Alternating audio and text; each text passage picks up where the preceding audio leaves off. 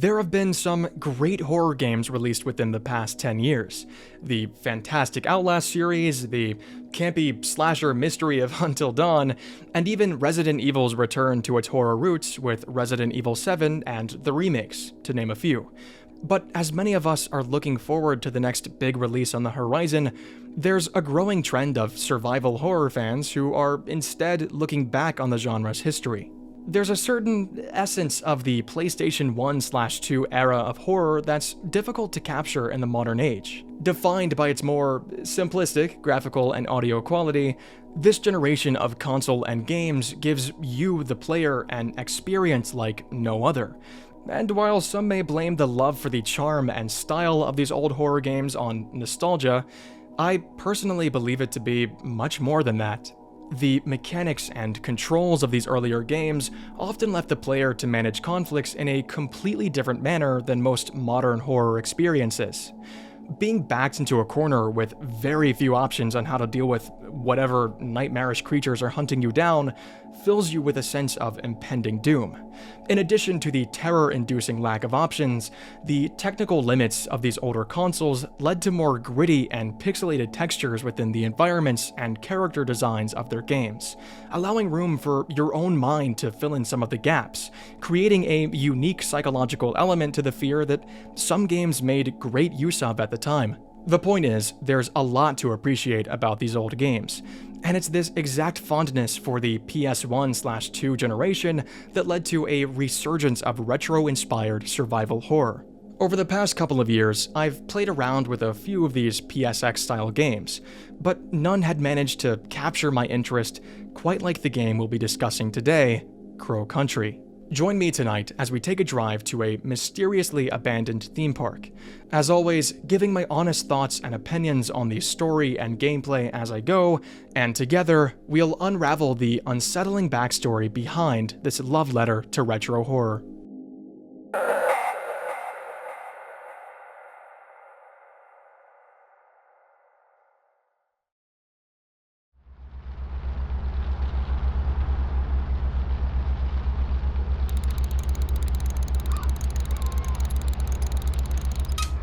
Our story begins by taking us back to the year 1990, where our protagonist introduces herself as Special Agent Mara Forrest, though the way she does this is kinda strange.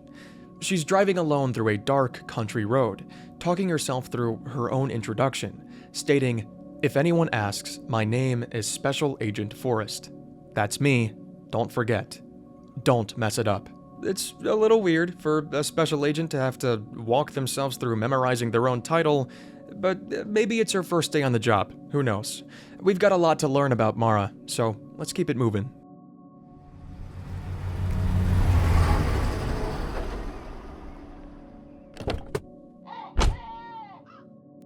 After a long drive, Mara finally arrives at her destination, a theme park, just south of Atlanta, Georgia, named Crow Country. The choice of location for this game is pretty interesting. There aren't many horror games that take place in the South. Plus, I'm only one state over from Georgia, so personally I found that pretty cool. Mara hops out of her car and lays out her case files across the hood. From these files, we discover that our goal is to find a missing person, one Edward Crow, owner of the theme park and surrounding land. Oh, handsome guy. I like the ball. The missing persons report was filed by Edward's daughter, Natalie Crow, and the last known whereabouts of Mr. Crow was on this property, as stated by someone named Mr. Tolman. The final line on this report mentions that this case was reported to a detective named Harrison James, even includes the guy's ID number. Now, if we take a look inside Mara's inventory, we'll find her police ID as well, and wouldn't you know it, Harrison and Mara share the exact same ID number. Well, that's gotta get confusing at the office. Anyway, we also see that Mara is strapped, already carrying a handgun with her. But sadly, she's got no ammo. As we try to push further into the park, we're quickly met with a padlocked gate. But that's no problem a little violence can't solve. Mara mentions she's got just the right tool for this job in her trunk. Popping it open, we discover an assload of handgun ammo. If at any point throughout the game we find ourselves to be running dry on pistol bullets, we can always return to Mara's car and load back up. Begs the question on why Mara refuses to take more than 8 bullets with her, but her ID does say she's a firearms expert, so maybe that's all she's gonna need. Blast this open? Fuck. With the gate problem solved, we head inside to the entrance gateway, picking up a little pocket flashlight along the way. In this tiny area, we also find the first of many flyers and notes hung on the wall. These multicolored ones here are always tips and tricks to teach you about the game's mechanics, and a clever way to mask the tutorials a little. On the other hand, these flyers that look like blank pages of paper on the wall are notes left behind by various staff members. They contain important directions, puzzle hints, and even story beats, so it's pretty vital to read every note we come across. Also, there is no voice acting in this game, which means you're gonna be hearing a lot more from me than usual. So, hope you're getting comfortable with that. There's not much else in the entrance right now, so we head on into the central area of the park, aptly named Crow Country. It's a fairly large area that connects all 4 sections of the park together. There's tons of supplies scattered along the ground or hidden in breakable boxes and glass jars. There's even a vending machine here, stocked with all of your favorite drinks, including pistol bullets. Nice. What's that doing in there? Okay, again. Nice.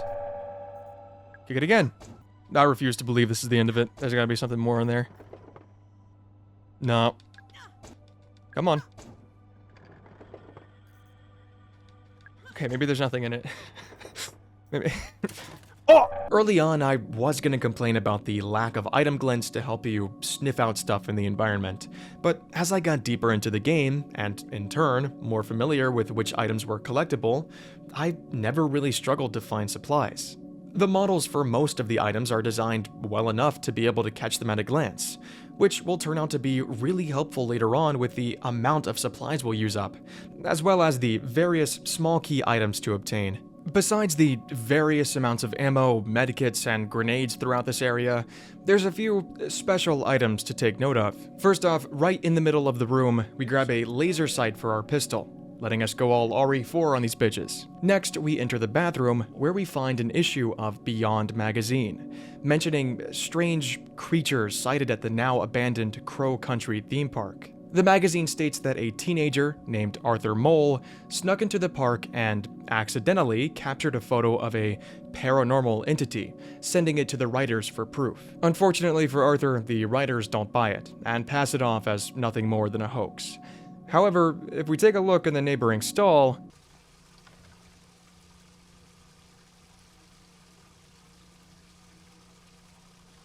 oh. Yeah, I'm getting a little sneak peek of something right there. Yeah, I'd say that's a little fucking weird. I think I'm gonna be, Team Arthur on this one. Before we move on from the magazine here, I just want to quickly point out that this article was published in 1989, meaning this park has been abandoned for at least a year now. Anyway, the only thing left inside the bathroom is this pile of bones stuck inside a toilet, but we don't have anything to get them out with right now, so back out we go. The last thing worth mentioning in this central area is a note on the wall that tells us a bronze key was dropped inside the fairy pond, and that will take us to our first puzzle of the game.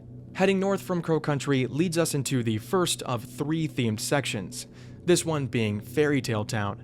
Again, this place has its own collection of shit to pick up everywhere, but let's get past that and focus on the important bits. Immediately upon walking inside this section, we find a code of sorts written in blood on the floor, 2106. And just a few steps ahead, we find a keypad on the wall, used to interact with this fairy lady. I tried to input the code here, but this keypad doesn't have a 0 on it, so I guess we'll have to keep it in mind for later. As we search the area for the correct code to the keypad, we stumble across a Polaroid camera with a freshly printed photo hanging out of it. It's another photograph of one of those strange creatures we saw before in the magazine. Except this time, they seem to be acutely aware of the photographer's presence. And judging by the massive bloodstain on the photo, don't think they were too happy about him being here. I don't know, why don't we go ask him ourselves what happened here, as sitting 6 feet away from the camera is the photographer, Arthur Mole, sitting in silence as he watches us fuck with his camera. Arthur had been attacked by these creatures while exploring the park for a second time, trying to get a clearer photo to submit to the magazine as proof of their existence. He's in pretty bad shape, barely being able to move, even though his only visible injury is a slash on his leg. I wrap up his wound with one of my bandages, and although grateful, Arthur still says he feels terrible. Sounds like it might be infected. With no way to defend himself, Mara decides it's better for him to wait somewhere safe while she investigates. So she helps him back to the parking lot and leaves Arthur in her car, where he'll remain for the rest of the game. When we return to Fairy Tale Town, we find that Arthur was sitting right on top of the damn code we need for the fairy lady. But, as it turns out, we'll need more than just this code to access the fairy pond that's hidden just beyond this fairy lady's tree door. After inputting the code, the fairy spins around and demands that we speak the secret passphrase to her, because, as we all know, nothing can ever be simple for protagonists of horror games. Luckily, there aren't too many routes that are open to us right now, so we won't have to search very far for this phrase. We head to the very back of the section and find a couple tips and tricks flyers that teach us how to deal with enemies, very subtly telling us that some bad shit is headed our way. And as we walk into this dark utility corridor, we meet the first of the many guests throughout this park. Oh! Oh! Hold on. Oh! No! Oh, I gotta reload! Run, bitch! Oh, fuck! I wasn't ready for all that. So, combat in Crow Country is relatively simple, though there are a few things to take note of. First off, bullets have fall-off damage, meaning the farther away an enemy is, the less damage your gun will do. For humanoid enemies, it's best to aim for the head, as this will sometimes decapitate them, making them a one-shot kill. And finally, the larger the enemy, the more health it'll have. Pretty self-explanatory, but it's good to mention anyway. I got a little fucked up by the first guy, but I figured things out by the second little freak here and make my way into the first safe room. There's a ton of important story bits in here, so get comfortable. We're gonna be here for a while. Littered all around the room are little nuggets of what seems to be gold ore, backed up by the shelves stocked with several mining-related books. Why is there a room filled with gold and tips on mining in a children's theme park? I mean, it could be part of the attraction, you know, a pretend gold mining themed area, but we're in a fairy tale inspired attraction. Not to mention the only way to access this room being through a staff-only door. So, unless I missed the one about Cinderella being put to work in a fucking mine shaft, it's probably not the case here. Inside one of these bookshelves, we find the journal of a staff member by the name of Tolman. The same Tolman that reported Edward Crow's last sighting. The entry in this journal was written on March 21st, 1988, and gives a detailed account of an intruder found inside the park. On a Monday morning, while driving to his job at Crow Country, Tolman was contacted by his boss, Mr. Crow, and informed that an alarm had been triggered by something in the second unit. After arriving to the park, Tolman checks the security feed, and there is, in fact, an intruder, standing motionless at what Tolman calls the pool. Tolman then checks if any door alarms had been triggered, trying to see where the intruder entered the park from, but there's nothing. No door has been touched since the previous Friday. It's almost like this person had appeared out of thin air. Tolman tries to speak to the intruder through the intercom system, but there's no response, only groans of agony. And it's in this moment that Tolman realizes this person doesn't look right. Something is very wrong. The entry ends there, and we're left to ponder on the situation. It's likely that this was the first encounter with one of the monsters Mara had just killed in the previous hallway. But what are these things? How did they get here, and what happened to these staff members after these creatures invaded the park?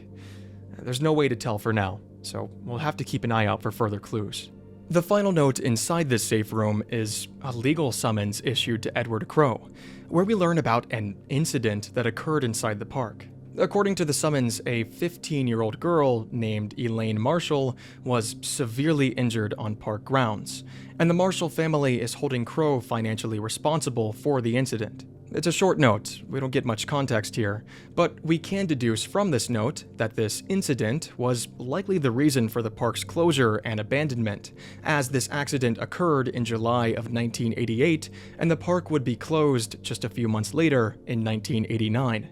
There's certainly some weird shit happening inside Crow Country, a dark underbelly to the park that the cheerful guests had been completely unaware of, and it's up to Mara to find and expose the truth. Oh, and the passphrase for the fairy is in here. She might be slightly racist, but we've got to choose our battles here. Okay, hear me, O great fairy of the fairest forest. Sounds like a tongue twister. Great fairy of the fairest forest. Pretty sensitive, so it won't work even accent. Sorry, Diego. Oh, racist? Just before we head back to the ferry, I wanted to check out this huge crate sitting next to the safe room door. Attached to it is a shipping label addressed to a Marvin Trumbull and being sent to Para, Brazil. Sorry if I said that wrong, by the way. The contents are described as samples of geological interest, and taking a peek inside, this thing is filled to the fucking brim with gold ore. Yeah, something's definitely not right here. Let's take a look at this note posted on the wall next to the crate. The note says there's a dig site in a little toy house back in Fairy Tale Town.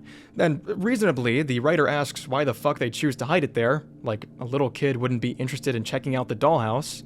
They keep the door locked though, with the use of a keyhole in the house's mailbox, so I guess that'll do it. Anyway, I think I know where we'll be going after I get this damn key out of the pond. Heading back through the staff corridor, we fight these house spiders by fucking shooting them with our 9mm. An understandable response, though the spiders aren't our only concern. Since we've been gone, the park has been infested with monsters. We've got the normal zombie-type guys, of course, but we also see some new creatures, like these... what the fuck is that? I do my best to make it through the horde of monsters unscathed, and when we finally make it back to the tree lady, I give her the passcode and she lets us through to the fairy pond, where we're then forced to solve another puzzle to get this damn key. The guy who fixed the water filter did it by running it through the air ventilation system. If you run the filter pump behind the curtain with the incorrect pressure, it'll trigger the ventilator. Be careful, you can tighten up the pressure using the valve handle. Okay, I'm gonna pretend like I understood that for now, and we'll come back to that in a second.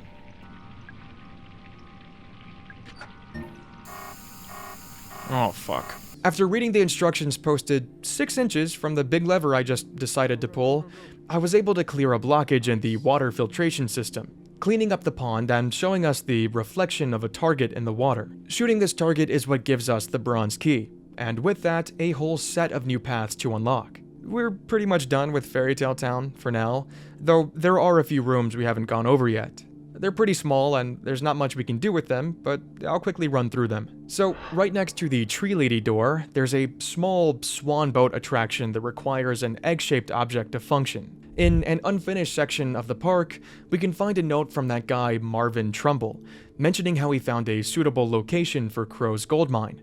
And, wouldn't you know it, it's in Para, Brazil. The note says the mine has been abandoned, but it's not too out of shape to get it to look the part. It seems like these two are manufacturing fake gold ore, shipping it over to Brazil, and then claiming it came from an old mine. It's quite the operation, and it does explain Edward Crow's copious amounts of wealth, as mentioned in an article we find nearby. But are things really that black and white? Just an illegal mining operation going on behind the scenes? Judging by the undead creatures walking around, I'd venture to guess there's probably a little more to it. Just past the fairy pond, there's a little staff area with some backrooms vibes, where, hidden behind a wall panel, we find a robot crow. It was made by a construction worker, after seeing Terminator in theaters, with who we can assume to be their daughter, Ophelia. On a note, the worker writes that their daughter loved the film so much that they built this crow for her, and even proposed a new futuristic-themed section of the park to Mr. Crow. But unfortunately, Ophelia died soon after the creation of this model crow, and the construction worker dropped the project altogether. Mara says fuck all that noise and rips the crow's eye out, which just so happens to be a laser sight for a magnum pistol. Sorry, Ophelia. Alright, with all that shit out of the way, let's put this bronze key to work. Our first stop is that dollhouse we read about earlier. There should be a hidden mine inside it. We crack open the mailbox and unlock the front door. Crawling through it leads to, quite the setup. Looks like we've got a giant chasm in the center of the room, with a chain hooked to something at the bottom. The chain moves around every once in a while, so I can only imagine what kind of fucked up shit is down there. Not to mention the flame turret aimed directly at the chain. Yeah, I'm sure that's normal and fine. The last thing in here is this water tank that empties into the hole. Now, we can't actually interact with anything in this room until we find a metal chain and hand crank. According to a note in here, the crank is in a southeast utility corridor, and it mentions an egg-shaped ruby in the haunted mansion that we can probably use to get the swan boat ride working again. There's another journal entry from Tolman down here. It's pretty short. He writes about the company hired to excavate the very cave we're in right now. Of course, this project was meant to be kept a secret, but the workers started asking too many questions, particularly about something Tolman calls the roots. There's no context given as to what these roots are, but they were strange enough to make the whole excavation team speak up, and Tolman couldn't have that. In his words, they had to go. There's nothing else down here, so we head back up to the central area. Hey. I need to get over there, actually, because that's where the next bronze door is. Yeah, you come here. I got something special for your ass, moron. Our next stop being this train room.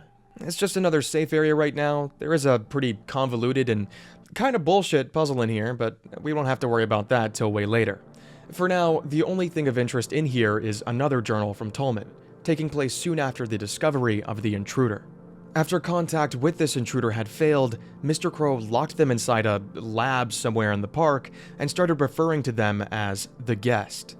Crow offered the guest food and water, but to no response, and refused to call an ambulance even with the guest's indescribable appearance.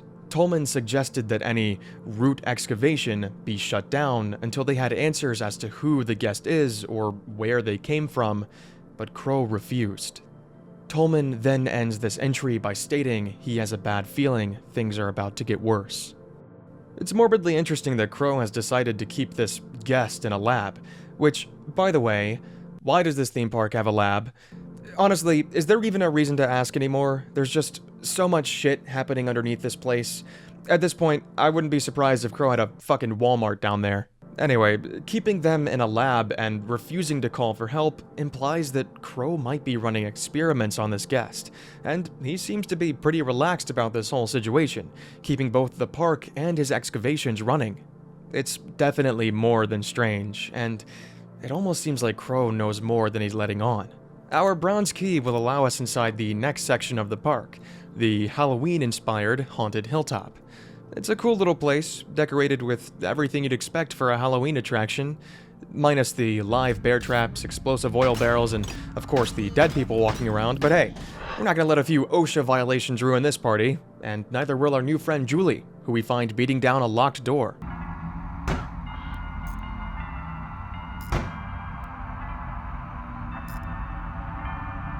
She's not a woman of many words. All we know is that she's trying to get inside this room, but refuses to look for another way in. Instead, deciding to just keep pounding on this locked door. Mara tells her she'll look for another way in, and so begins our first objective here. There's a few different areas we can explore in Haunted Hilltop. I chose to start with the crypt. I'd found a note mentioning some sort of code down there. Little did I know this place was going to traumatize me. Oh.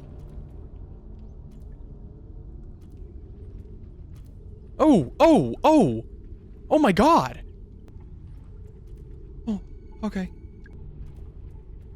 Can I shoot back?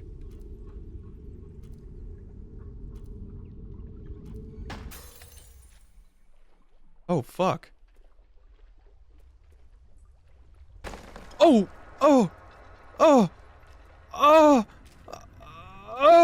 Die, monster! Oh my god! Die! What the fuck? Reminder that this place was made for children, so might I ask, what the fuck? The monster that burst from the wall caused the exit of this room to close. What you're supposed to do is just reach in the broken wall and unlatch the gate. Simple as that. But that's not what happened for me. Interacting with the gate tells you that it's locked, so I just assumed I had to go back and solve this gravestone puzzle to unlock it. What I didn't realize is that there's actually two ways of solving this puzzle. Of course, there's the normal method, following the instructions and clues around the room to align each headstone with the compass on the floor, but you can also bypass the entire thing by shooting the face of the shotgun-wielding clock. And in my moment of panic, that's exactly what I did. Don't get me wrong, I think it's really cool that the developers added this solution to the puzzle, and I'm glad I stumbled upon it naturally, but maybe they could have included a little more of a hint that it had been completed, because I spent the next, 10 minutes spinning headstones in circles trying to complete the already solved puzzle. Then again, I am a little dumb, so maybe that's on me. After figuring out the gate situation, we head on through to find ourselves in the southeast utility corridor, where, according to that note in the dig site, we should find a hand crank. Before we grab that though, let's take a little look around the room.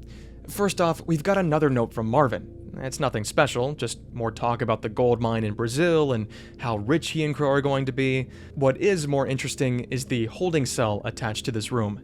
Yeah, a full-on jail cell, bars and all, in this theme park. I'm sure it was used for great things. While inside, we grab another entry from Tolman's journal, giving us some context behind this prison cell. Through this entry, we learn that this room used to be used for storage, but was converted to a prison when Edward Crow wanted to bring the guest up from his lab to the surface of the park. He reasoned it would be easier and faster to perform tests on the guest if he didn't have to travel all the way down to his lab again. But Tolman knew this would be a bad idea. The park would remain open to the public, as per Crow's demands, but not long after transferring the guest to the surface, tragedy would strike, as this would be the exact room 15-year-old Elaine Marshall would find herself in before being attacked and hospitalized by the guest.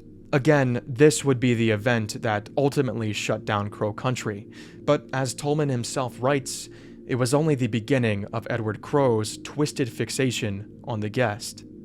Aside from this journal entry, there's actually not much else in here.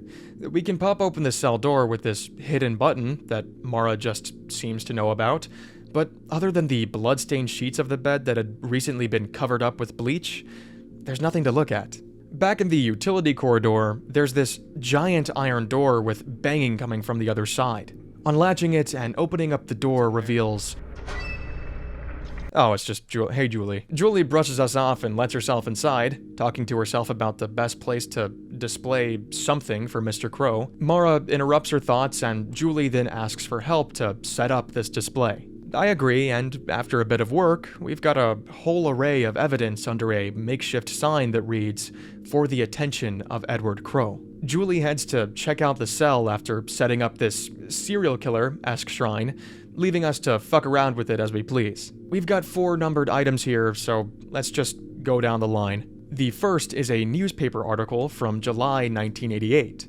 It gives us another rundown of the Elaine Marshall story, how she got separated from her parents while exploring the park, only to show up later with a huge gash across her stomach.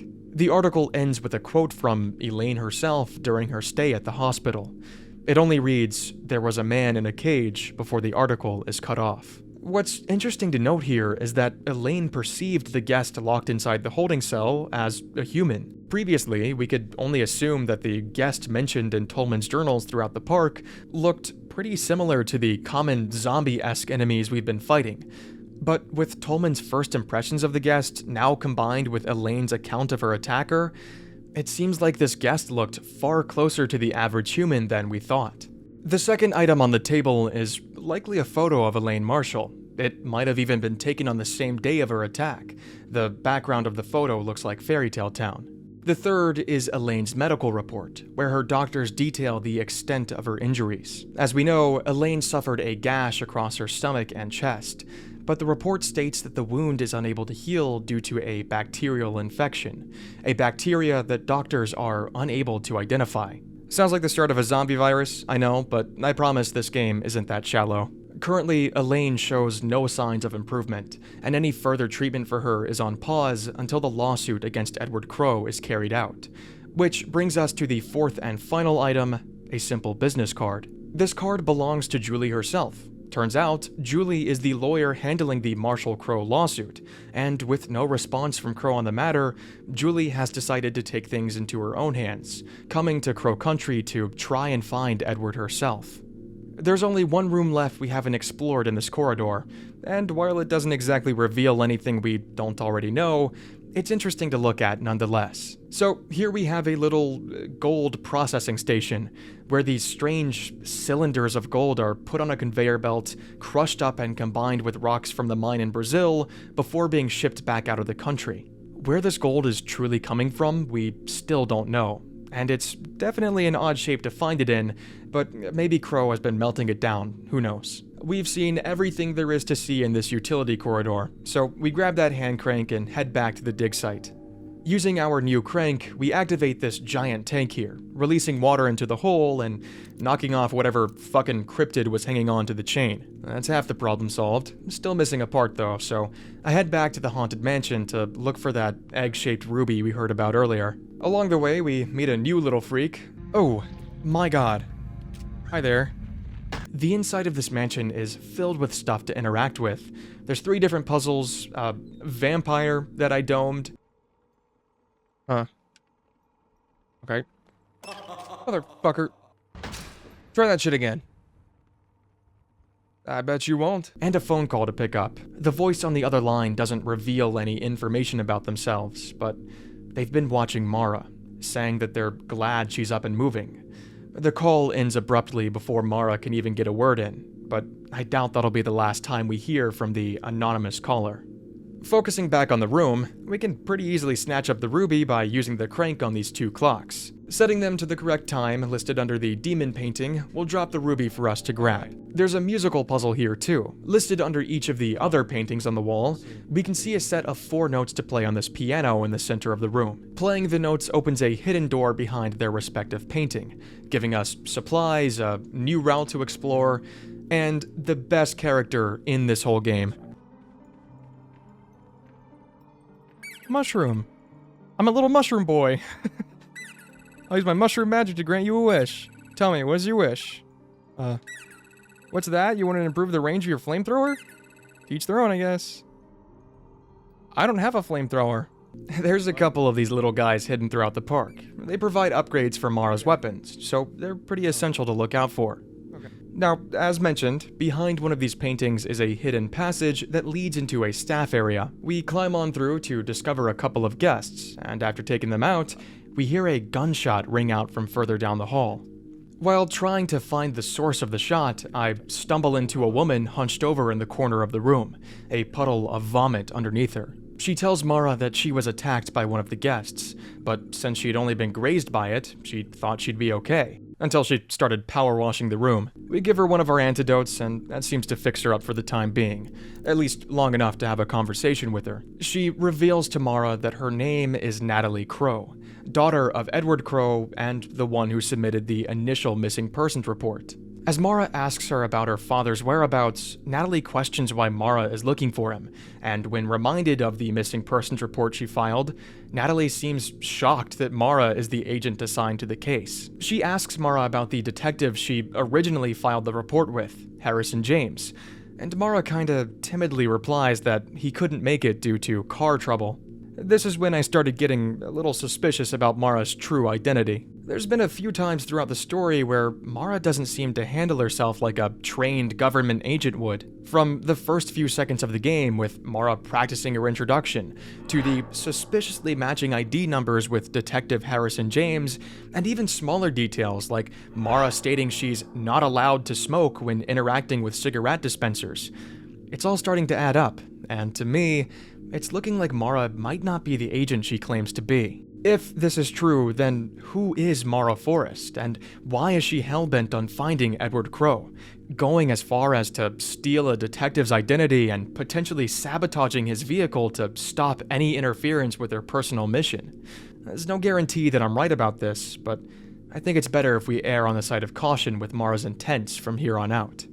Before we finish our talk with Natalie, Mara asks if the room we're standing next to is Edward Crowe's office, and Natalie confirms it is. However, she says that Crowe isn't in there. She's been standing outside of the door for hours and hasn't heard anything from inside. What the fuck is up with people and just waiting for doors to magically open in this game, by the way? That's twice now. Mara insists on checking out Crow's office anyway, and Natalie tells her that if she wants to enter, she'll need a golden key, along with turning off the electrified door handle that Crow had installed, because, of course, only people with nothing to hide have their doors turned into death traps. Natalie has no idea where to turn off the electricity, so we'll have to leave it be for now. There is a door that isn't fucking electrified here, and it's the office of Douglas Pike, who's in charge of the park operations here in Crow Country. Well, that's good. Hopefully he'll have some answers for us. Oh, fuck. Well, we found out where the gunshots came from. Don't think we'll be getting much in the way of answers from our pal Pike here, unfortunately. Mara takes a moment to assess the situation, wondering if she should call the police or not. Yeah, I think it's pretty safe to assume Mara isn't a special agent at this point. But that didn't stop me from breaking the law before, and it's sure not gonna stop me now. We start rummaging through Pike's shit, picking up the ammo from the gun he just offed himself with, which is pretty fucking morbid, and we find a note about Crow's office door. This note from Pike tells us how to access Crow's office, writing about how he had turned off all the power on the surface level, yet the door remained electrified, leading Pike to believe that Crow had installed a generator in the underground level. We've come across a couple of elevators that could probably take us to this underground area, but they aren't working currently, so this is a future Atlas problem. Searching Pike's desk, we find a VHS tape already inserted into his TV. Pressing play, we hear Pike's final words, a message to Edward Crow. This is a message for Edward Crow from Douglas Pike. Edward, we've been friends for over 30 years. You entrusted me with the running of your theme park, a task I have relished. You have always shown me kindness and always paid me well for my work. However, I can no longer remain silent. Edward Crow, your crimes have not gone unnoticed, nor will your sins go unpunished. As for Elaine Marshall, I hope she never forgives us, for none of us deserve it. Goodbye. Even Crow's closest friends and employees are turning on him. Pike here couldn't even live with himself after discovering Crow's dark secrets. And before you wonder if Pike was ever in on Crow's tests and obsession with the guests, a note we find in Pike's filing cabinet gives us an answer. After funding for a new section to Crow Country was pulled, and Pike could sense that something was off with Crow, he began to ask around, looking for answers on Crow's suspicious behavior. He tried asking Tolman, but was met with silence, and that led Pike to believe that Tolman and Crow were working together on this big secret. Of course, Pike would be right about that. Tolman knew almost every detail of his boss's dark experiments with the guest, but Pike, the person responsible for operating the park these very experiments were taking place in, was left in the dark. After realizing the two were working together, Pike would begin spying on them during their private meetings, where he would hear them speaking to someone unknown, someone that refused to speak back. He would hear Crow and Tolman speak to this person as if they were a child, slowly and using simple words. We know that these two were trying to communicate to the guest, but Pike, once again, was just left to his duties as the park manager. Eventually, Pike would find out or piece together the truth of Crow's actions, and here we are now, with his lifeless body on the floor. It's clear that Pike, albeit indirectly, was still a victim of Crow's negligence. Pike just wanted to run a theme park, to put smiling faces on its many visitors, but by continuing to open the park to the public, Pike was unknowingly complicit in the disturbing actions of Edward Crow, eventually leading to the attack on Elaine Marshall and the outbreak of monsters we have today. It's a depressing story, for sure, but one I commend the writers for being able to convey through only a body of text. In fact, this whole game has outstanding storytelling. The mystery of the park and its inhabitants, both human and monster, is revealed to the player so naturally that it feels like you're truly putting the pieces of this puzzle together yourself. The lines of dialogue and notes found throughout the park give just enough context and leaves just enough to the imagination to create an engaging and immersive narrative that leaves the player fiending for the next journal entry or staff note or whatever method is used to peel back more layers of this story. Not to spoil anything, but I feel like this is definitely the type of game you need to play twice to fully appreciate every small detail it has to offer. Speaking of journal entries, we've got another one just before we head to the other side of this hallway. This one's pretty sinister. It starts out with the arrival of 2 more guests at the exact place the original was found, the pool room. Since the original, however, Tolman had made sure the surveillance cameras were running and captured video evidence of the guests emerging from the pool. These 2 were very different from the first, though. As Tolman describes them, they were broken, the wrong shape, and falling apart. It's important to note that Tolman isn't heartless. He writes about how guilty he feels for describing them this way, but no other words could convey how they truly appeared. Tolman notified Crow about the arrival of the 2 guests. Crow would then enter the pool room and try to speak with them, as he did with the first, but after 23 minutes of attempting to communicate with these disfigured humanoid creatures, Crow, without warning, would pull out a gun and shoot them both dead. Crow's seemingly ruthless and evil actions are on full display here. We don't truly know what happened inside this mysterious pool room. All we have to work with is Tolman's word. But if things really played out the way Tolman described, it's clear to me that we're dealing with someone who's truly demented. I know these guests are starting to turn into the monsters that roam the park today, and maybe Crow just wanted to put these things out of their misery. But to be able to gun down something that still looks somewhat human so quickly, not to mention the self-centered intentions behind locking one up and performing experiments on them, all while hundreds of unknowing visitors wander around the park, it just goes to show the type of person Crow appears to be. Going up a set of stairs at the end of the hall leads us into a room hidden behind a large curtain. Lifting the curtain reveals that we're standing center stage in a theater, and unfortunately, we've got an audience. Oh.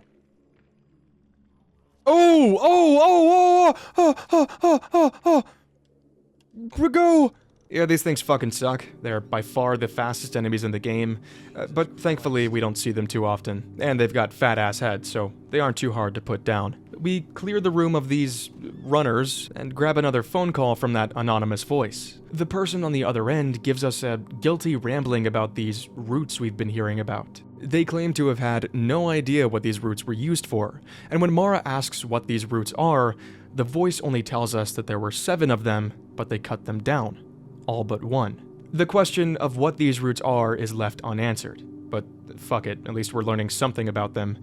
So this person, who I assume to be Crow, cut 6 of these roots down, and obviously something bad came from that. Maybe this ties back into the pool and the guests. We've still got a few dots to connect, but we're getting there. Slowly. Exiting this theater leads us right back into Fairy Tale Town, which is good. We've got that ruby for the swan boats, but as I make my way towards the ride, I noticed a new door had opened up. Inside this big mushroom man sits the animatronic Mushroom King, inviting us to his grand feast. So this is the worst fucking puzzle in this game. Not because it's difficult or tricky or anything, but because it's not really a puzzle, just a task disguised as one. Okay, so the Mushroom King goes down a list of guests he had invited to his dinner and the respective mushroom they were going to eat. Beside him are 2 scrolls hung on the wall, one giving the name of safe, edible mushrooms, and the other telling you which are poisonous or deadly. Our job is to take the names given to us by the king, find their place at the table, and decide if the mushroom on their plate is safe to eat according to the scroll. At least, that's what a rational person would think. But no, in order to solve this puzzle, you have to eat every mushroom. And the scrolls don't lie. Eating a deadly shroom will fuck you up, injuring and poisoning Mara. So, what the fuck is the point of any of this? I have no idea. I think it's incredibly dumb and disappointing for a game that's been pretty decent with the puzzles so far. After eating all the safe shrooms and sitting around for a few minutes, not knowing what else to do, I just left, thinking I was clearly missing something, and eventually I forgot all about this place. Which really sucks because the reward for completing this puzzle is a damage upgrade to the handgun. Dumbass puzzles aside, we've got an egg to deliver, so we take it to the swan boats and use it to unlock this steering wheel, allowing us to drive this swan all the way over to us and grab the metal chain wrapped around its neck. With the chain in hand, we've got everything we need to finally finish up in the dig site area. We've already knocked the creature off the chain, so we just install our new part and lift this fucking block of resin to the surface. Using the flame turret, we melt away the resin and grab the item we've been trying to get out of here since the beginning of the game. A woeful mask. Awesome. This mask is actually the key to a door back in the haunted hilltop, a witch's den to be exact. And as I exit back out to the central area, we meet up with someone that Mara likely never expected to see again. Oh, hello.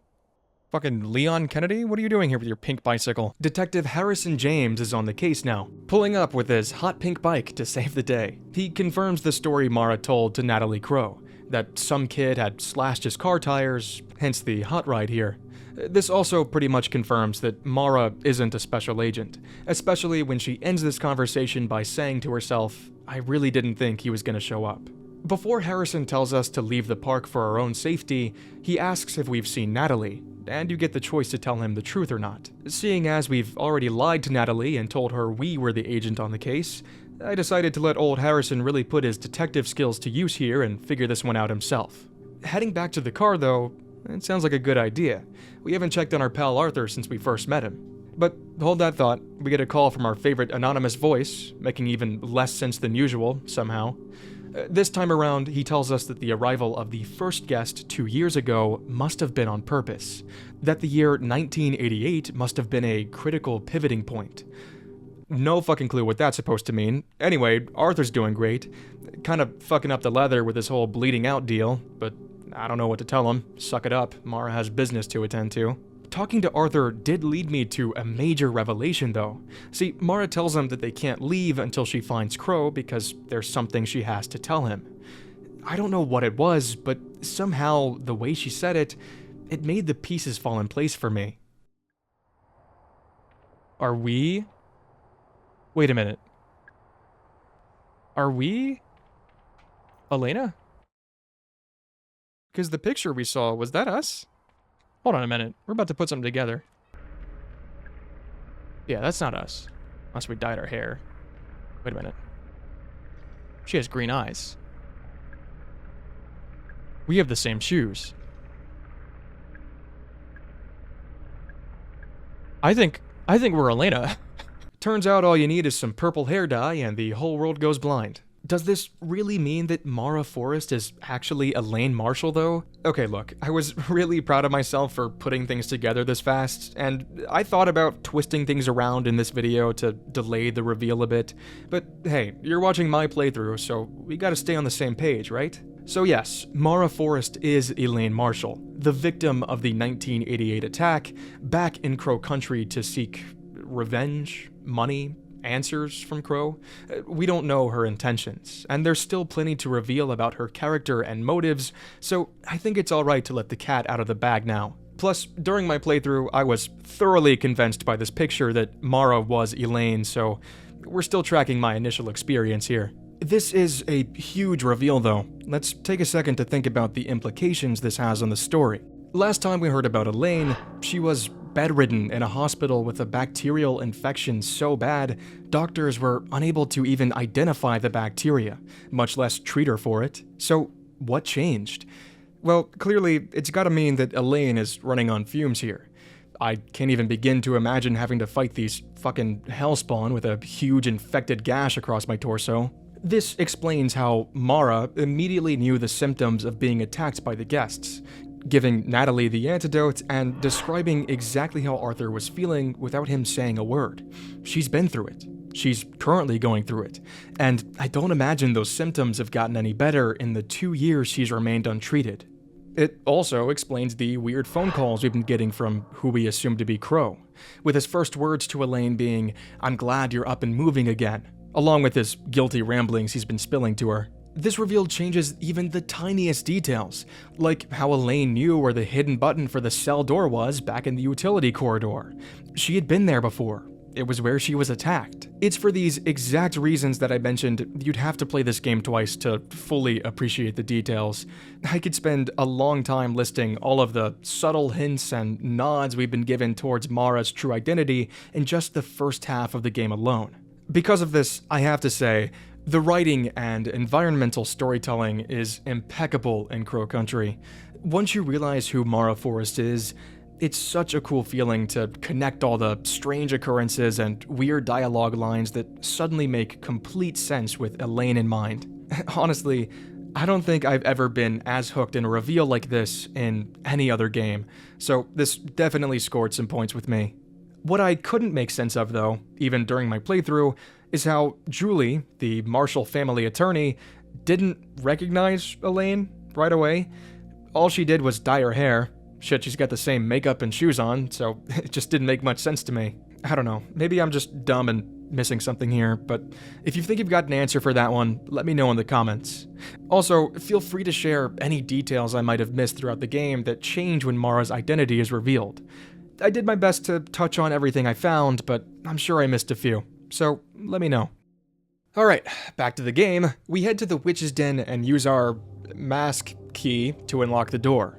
This place is called Witchwood, and while it's a small room with a straightforward puzzle, thematically, it's my favorite area in the entire game. The objective of the room is to kick these pedestals, which will cycle through these symbols and lower the corresponding obstacles in this maze. It's easy enough, and in no time, we make it to the center of the hedge maze, where we find a giant bubbling cauldron with weird green shit inside.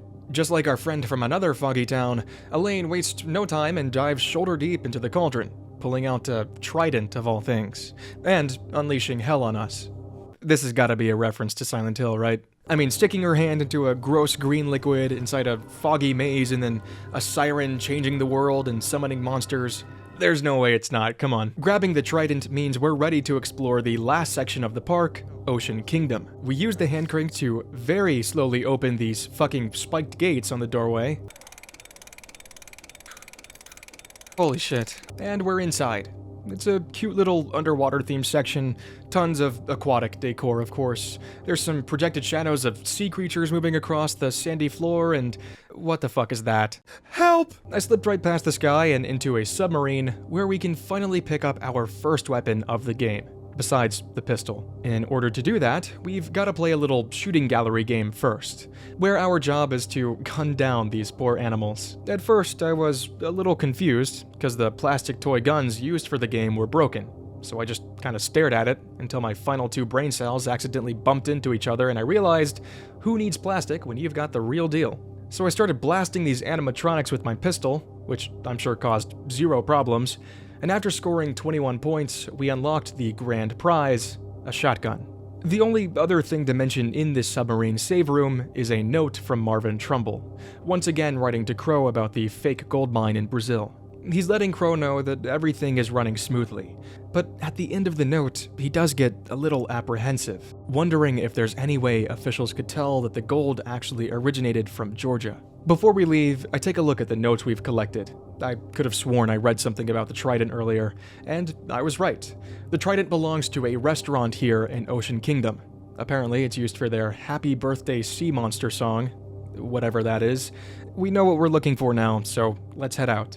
To reach this restaurant, we'll first have to go through the arcade. Weird, I know, but stick with me. The arcade doesn't have any power, but we'll be back here later. Right now, I've got to go through a white man jump scare. Oh my god! You creepy fuck, how long have you been here? This is the fabled Marvin Trumbull, in the flesh. He's, a little weird. We don't have much of a conversation. Most of it is him just talking to himself, really. But we do get a little clarification on a few things. First off, Marvin tells us that Tolman is Edward Crow's main root excavation guy, which we probably could have put together ourselves, but it's nice to confirm anyway. He also spills that Tolman is both still alive and inside the park currently, prowling around at the northwest elevator. Marvin wants to avoid him, so it's probably safe to assume that they aren't on good terms right now. The last thing Trumbull mentions is that the elevators can be fixed, and that's what he's heading to do right now. So it won't be too much longer until we uncover what's hiding beneath the park. Marvin sets off to the elevators, allowing us to enter the doorway he was blocking. This is another staff corridor. It leads to multiple different areas of the park and has a giant barred box in the center of the room. Can't wait to find out what kind of fucked up monster is in there. We should be able to reach the restaurant through here though. But as we step further into the hall, Christ, this fucking guy. The voice on the other line immediately opens with more self-pity, saying how he didn't even want the gold but felt the obligation to continue mining after his father passed. Whatever you say, man. It turns out the phone guy's father bought the very land this park was built on, started the gold mine himself, and then left everything in phone guy's name after he died.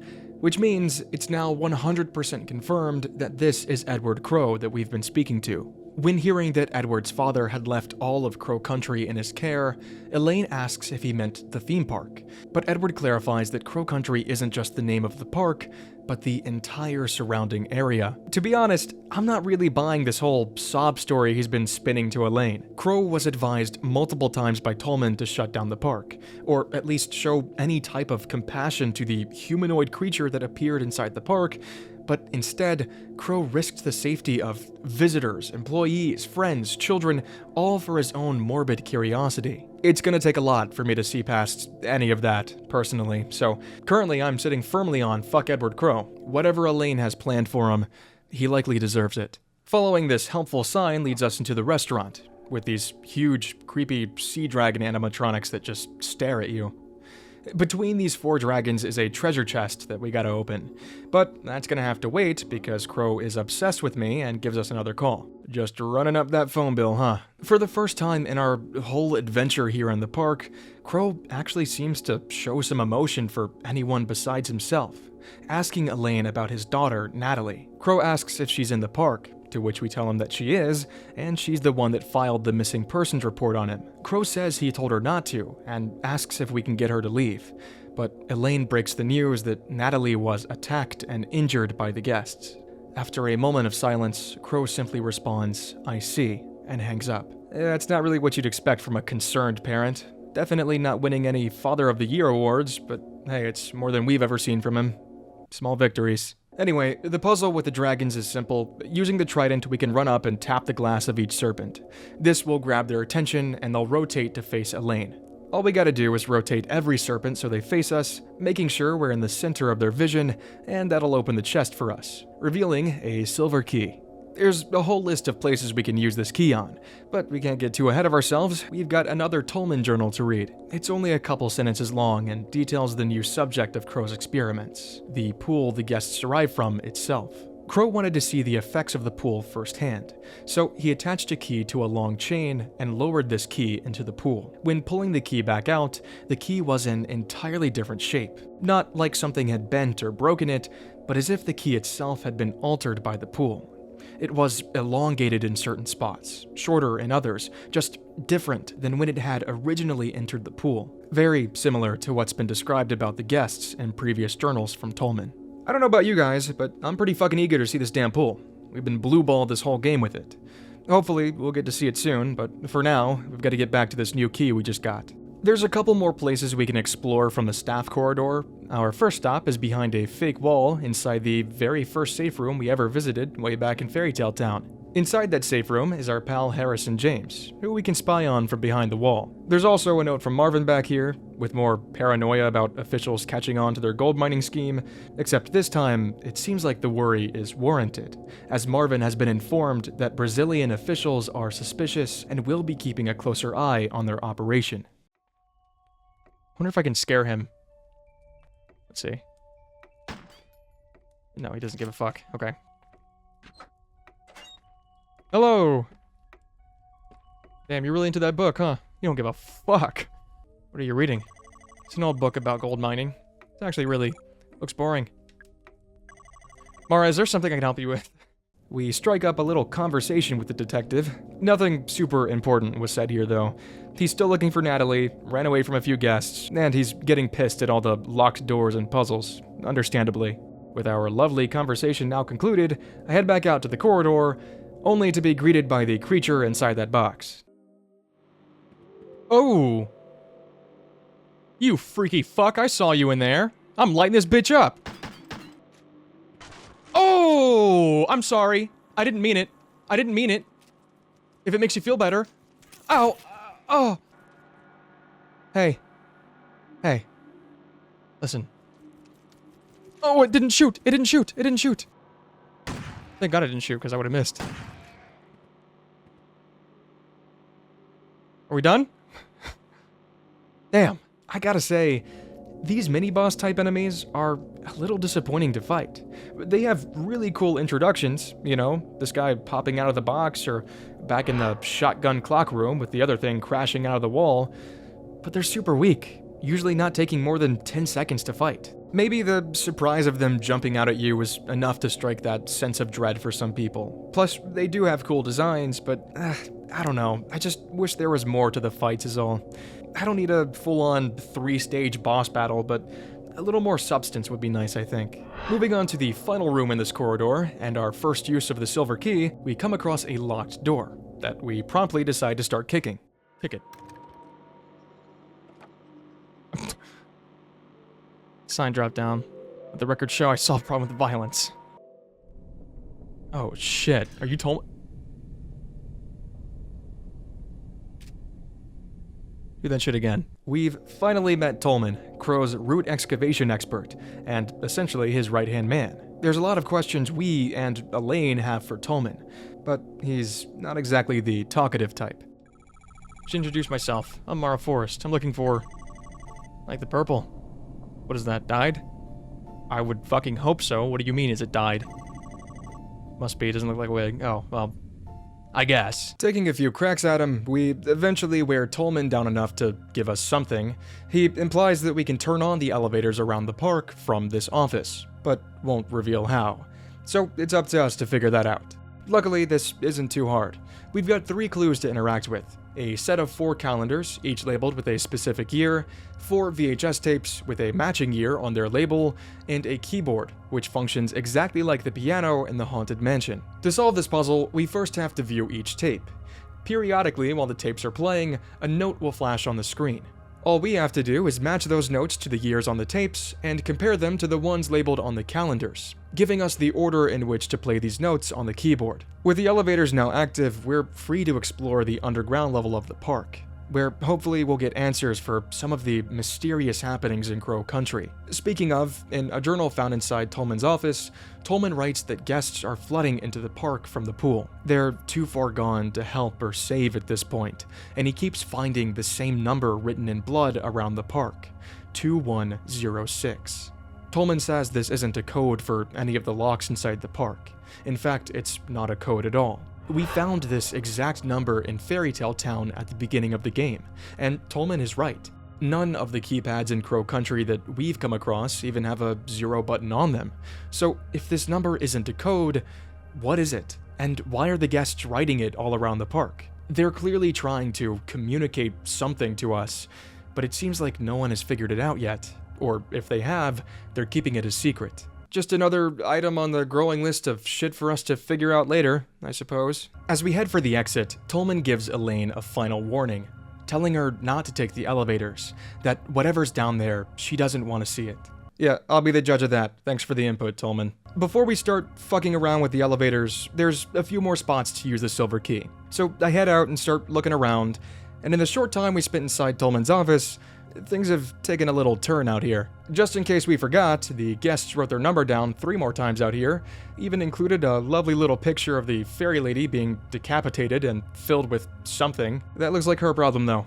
I'm gonna mind my damn business and start looting. Our first stop on the Silver Key tour is the Crow Country gift shop, where we find another mushroom boy and get an upgrade to our shotgun, and, after solving a quick puzzle, we grab the .44 Magnum revolver. It's a super powerful handgun with a very limited ammo supply found around the map. I'm pretty sure it's a reference to the Resident Evil series, where you can find similar powerful revolvers with limited ammo across multiple games in the franchise. Next up, we visit the arcade, where we can use the key to turn on the power, allowing us to play the machines to our heart's content. There is a puzzle we have to solve along the way. Getting certain scores on certain machines will give us the data disk, which we'll use later to access computers around the park. I really enjoyed this little arcade area, by the way. I thought getting to play most of the cabinets in here was pretty cool, even if a couple of them seemed to be unwinnable. I spent a long time trying to win a prize from this claw machine before deciding it was put here to fuck with me. What the fuck? I also enjoyed having to answer some 1989 trivia for the puzzle. What is the tallest building in the world? I don't fucking... Sears Tower, Empire State, World... Ooh. Not anymore. After finishing up in the arcade, I noticed a new door had been unlocked for us inside Ocean Kingdom, so I put away the silver key for now and went in to investigate. Inside this new area, there's a large crate that's moving around. Learning my lesson from the last crate we encountered, I approach this one gun drawn and ready. With my gun in hand, I run over, flip open the lid, and it's just Julie again. Hey, Julie. Julie tells us that someone grabbed her from behind and stuffed her into the box. She didn't get a good look at their face, but said they had sweaty hands. Anyway, Julie's gonna just hang out here for now. She tells Elaine to come get her if she needs help with anything, so we move on.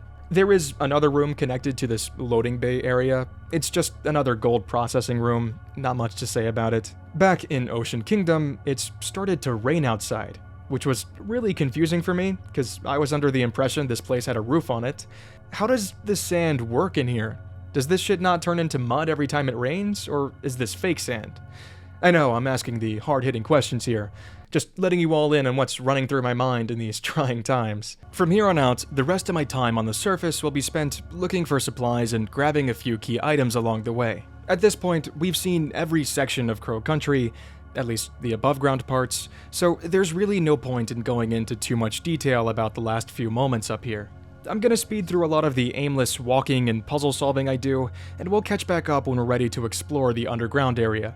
Before we start though, I do want to mention a slight change made to the park around this point, and that is the abundance of traps for my dumbass to fall for. Yeah, so there's a ton of different traps that are randomly generated throughout the park.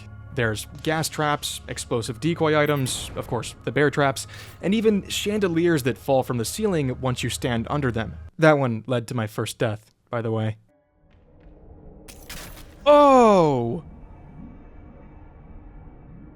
Okay. These traps have been here for a while now, actually. I just wanted to wait to bring them up until you got the satisfaction of watching me fall for one. Despite leading to a series of deaths and extreme frustration. What the? Are you fucking serious? You don't have a head! I think including the traps is a pretty good idea. Once you know what to look out for, they're pretty easy to avoid or disarm. Some of them can even be used to deal with the enemies. I think the best part about these traps, though, is the fact that they're randomly generated. It gives the game an extra layer of replayability. No matter how many times you choose to re-enter Crow Country, you'll always have something to be wary of. Even if you only choose to play the game once, just the fact that these traps can appear or disappear at any time keeps you on edge, taking what would otherwise be a dull retracing of your steps as you loot and complete puzzles, and turning it into something a little more engaging. Alright, enough about the traps, let's get things moving here. After recovering from my several unfortunate deaths, I decided to start with the data disk, which again can be used to interact with the computers around the park. The first computer we visit is inside this dungeon in Haunted Hilltops. Activating it with the data disk presents us with a puzzle to open the 4 cell doors in this dungeon. Now, looking back, this puzzle was very simple, but I guess former Atlas was fucking stupid, because this one got me for a while. Oh shit.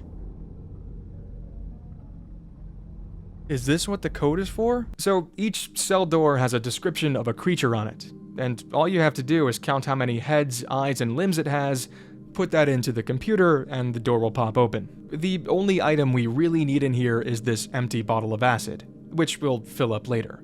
The rest of the cells just have generic loot in them. There is a little Easter egg with this puzzle. If you'll remember the story of the Terminator crow built for Ophelia, her grave is actually inside the park, which is kind of fucking weird, by the way. If you enter the attributes of a human into the computer, it'll open up her casket, revealing a highly realistic wax figure of Ophelia. That cannot be healthy. And we can grave rob her for an upgrade to our medkits.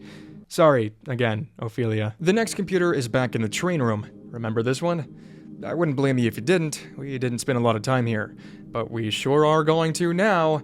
At least I am. Yeah, so I mentioned this puzzle being bullshit, and I stand by that.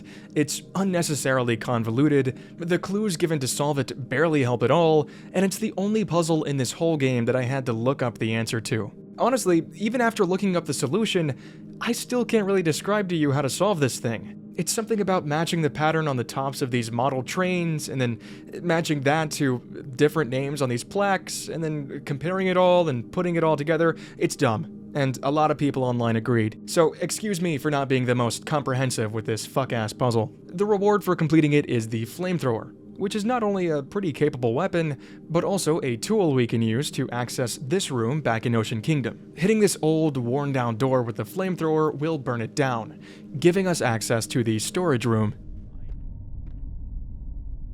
Oh. Okay. What if I... Oh my god! What if I don't step on the grate? How about that? What the fuck? There's some items to collect here. A little mushroom boy gives us an upgrade to our Magnum, making it gold-plated. I have no idea what this did for me. There's also a clock puzzle here that I never figured out, so obviously whatever's in there is an essential to completing the game. And finally, the last puzzle I completed on the surface takes us all the way back to the Haunted Manor, giving us a case of Magnum ammo for our troubles. With that, we've done pretty much everything we can do on the surface for now. There's nowhere up here to fill up that acid container we got, so the only option to move forward is by heading underground. Taking the nearest elevator, we arrive in Edward Crow's top-secret mining operation. We've been led to believe this underground area is going to be something huge and elaborate, but actually, it's pretty easy to navigate. At least, this part of it is. This whole area is just one giant square of walkways. In order to get to each side of the square, Elaine will have to either crawl through a tube or take a minecart ride. There is another door on every side of the square that leads to a central area, but it's completely locked for now. Honestly, I'm kinda glad this underground area isn't a huge, drawn-out section of the game. I think if the developers had made this area as big as the main park, the pacing of the story would have taken a big hit. Not to mention fatiguing the player who just went through 3 hours straight of puzzles to get here.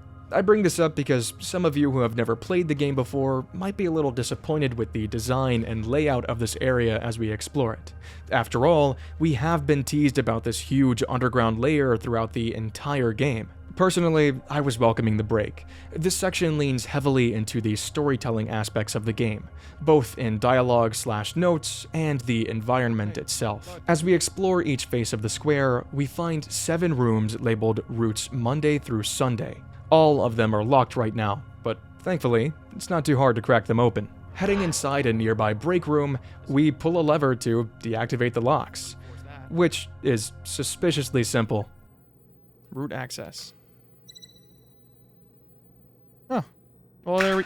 Oh my god! Great. Now that I've had my heart attack, it's time to finally see one of these routes in person. I wasn't sure where to start. We've got a ton of rooms to choose from, but as I ran around the square one more time, a familiar pink bike caught my eye. Detective Harrison has also found his way to the underground and has been holed up in the Route Thursday room, trying to solve this puzzle in here. We take a sec to catch up with him, having a nice conversation about his wonderful time here in Crow Country, narrowly avoiding being infected by the guests, searching for and finding Natalie, who's acting very strange, according to Harrison, and of course, being stumped by this puzzle. Elaine says she'll take a look, and as we log into this computer, we learn that apparently, Detective Harrison here can't do simple math, as in order to solve this puzzle, you just have to make these numbers add up to 50. It's alright, Detective.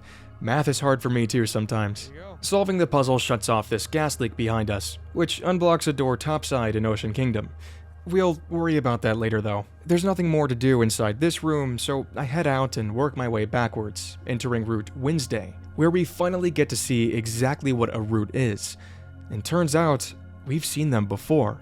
Just beyond the barrier of this room, there stands a towering green tube, the center of the cylinder containing what appears to be a large amount of gold. This is a route, one of 7 across this underground area, and we've seen these exact routes being extracted, stripped of their gold, and packaged into crates of dirt to be sent to and from Brazil under the guise of Crow's elaborate mining scheme.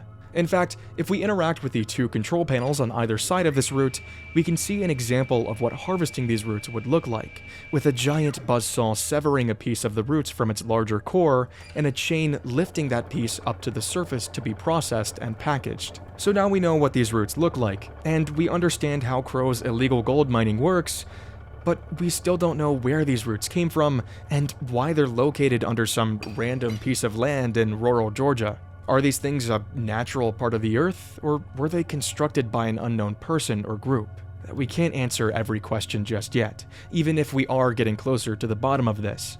But using the context provided by other characters and notes throughout the park, there are a few key details that we can infer about these roots. First off, let's talk about the size of these things. These roots are massive, big enough for not only Edward Crow's extraction efforts, but remember, the work put into harvesting the roots was passed down to Edward by his father, which means the roots have been continuously harvested for a lifetime now. Taking a look further down the root, we can see that it gets thicker towards the bottom, and judging by the width of the piece we can harvest now, I'd bet there's still a lot of root to be harvested, even after the years and years of extractions. Now, looking at the design of the root itself, the outer shell of the root seems to be very man-made. It looks like sections have been welded together, along with being bolted in place, all to conceal and protect the golden core. The idea of these roots being man-made brings so many questions. Could it be that the monstrous guests found all around the park are here because of the Crow family's greed with these roots? Maybe the guests are here to protect them. Maybe they're the ones that built these roots in the first place. I'm not sure. But now that we've seen these roots for ourselves, I think the next order of business is to find this pool that Tolman and Crow have been talking about. For now, we've got 5 more roots to take a look at, so I'll give you the rundown of each room and what it contains. Root Tuesday's room has a contraption used to electrocute things. We don't have anything that needs to be charged right now, so there's nothing here for us. Also, almost every room has a control panel that you can use to harvest the roots for yourself. I did this for every root I could, but nothing really seemed to happen. Root Monday has a lot going on inside, so we're gonna skip it for now and come back to it in a sec. Root Sunday contains a map of the central area of this underground bunker, giving us a peek at what's to come. There's also a generator in this room, connected to something on the surface. I assume this is for Crow's electrified door, so I take the liberty of blasting this fucking thing. Before we move on, I want to take a look at Root Monday itself. It's the only root that neither Crow nor his father have harvested, keeping it intact for posterity. It seems like Crow would visit this route often, having a rocking chair and radio set up in here for him to contemplate his choices, I guess. Not hard enough though, clearly. Saturday has no puzzles or items to collect, but it does contain a very important depiction of the root system. As we can see from this diorama, the roots span all the way to the surface, with only the tips poking from the dirt. There's 2 figures nearby one of the roots. Following the roots down to their core, we see that they're all connected via a pool of water, with several figures emerging from this pool. The guests. Kind of strange for Crow to have made this diorama, especially with him trying to keep this whole thing a secret from most of his staff, but hey, it helps us figure everything out, so I'll take it. Finally, we have Root Friday, where clearly Crow was carrying out one of his twisted experiments on the guests, slowly dripping acid onto their bodies. We can use this acid to fill the container we got earlier. There's also a small entry from Tolman's journal here. It just details Crow's obsession with the guests, not caring about the park shutting down or continuing the collection of the roots. We've now seen every root except for Monday, so let's head back and see some familiar faces. Inside this room, we find Tolman and Marvin Trumbull having a pleasant conversation. All this just to extract the gold? Correctamundo.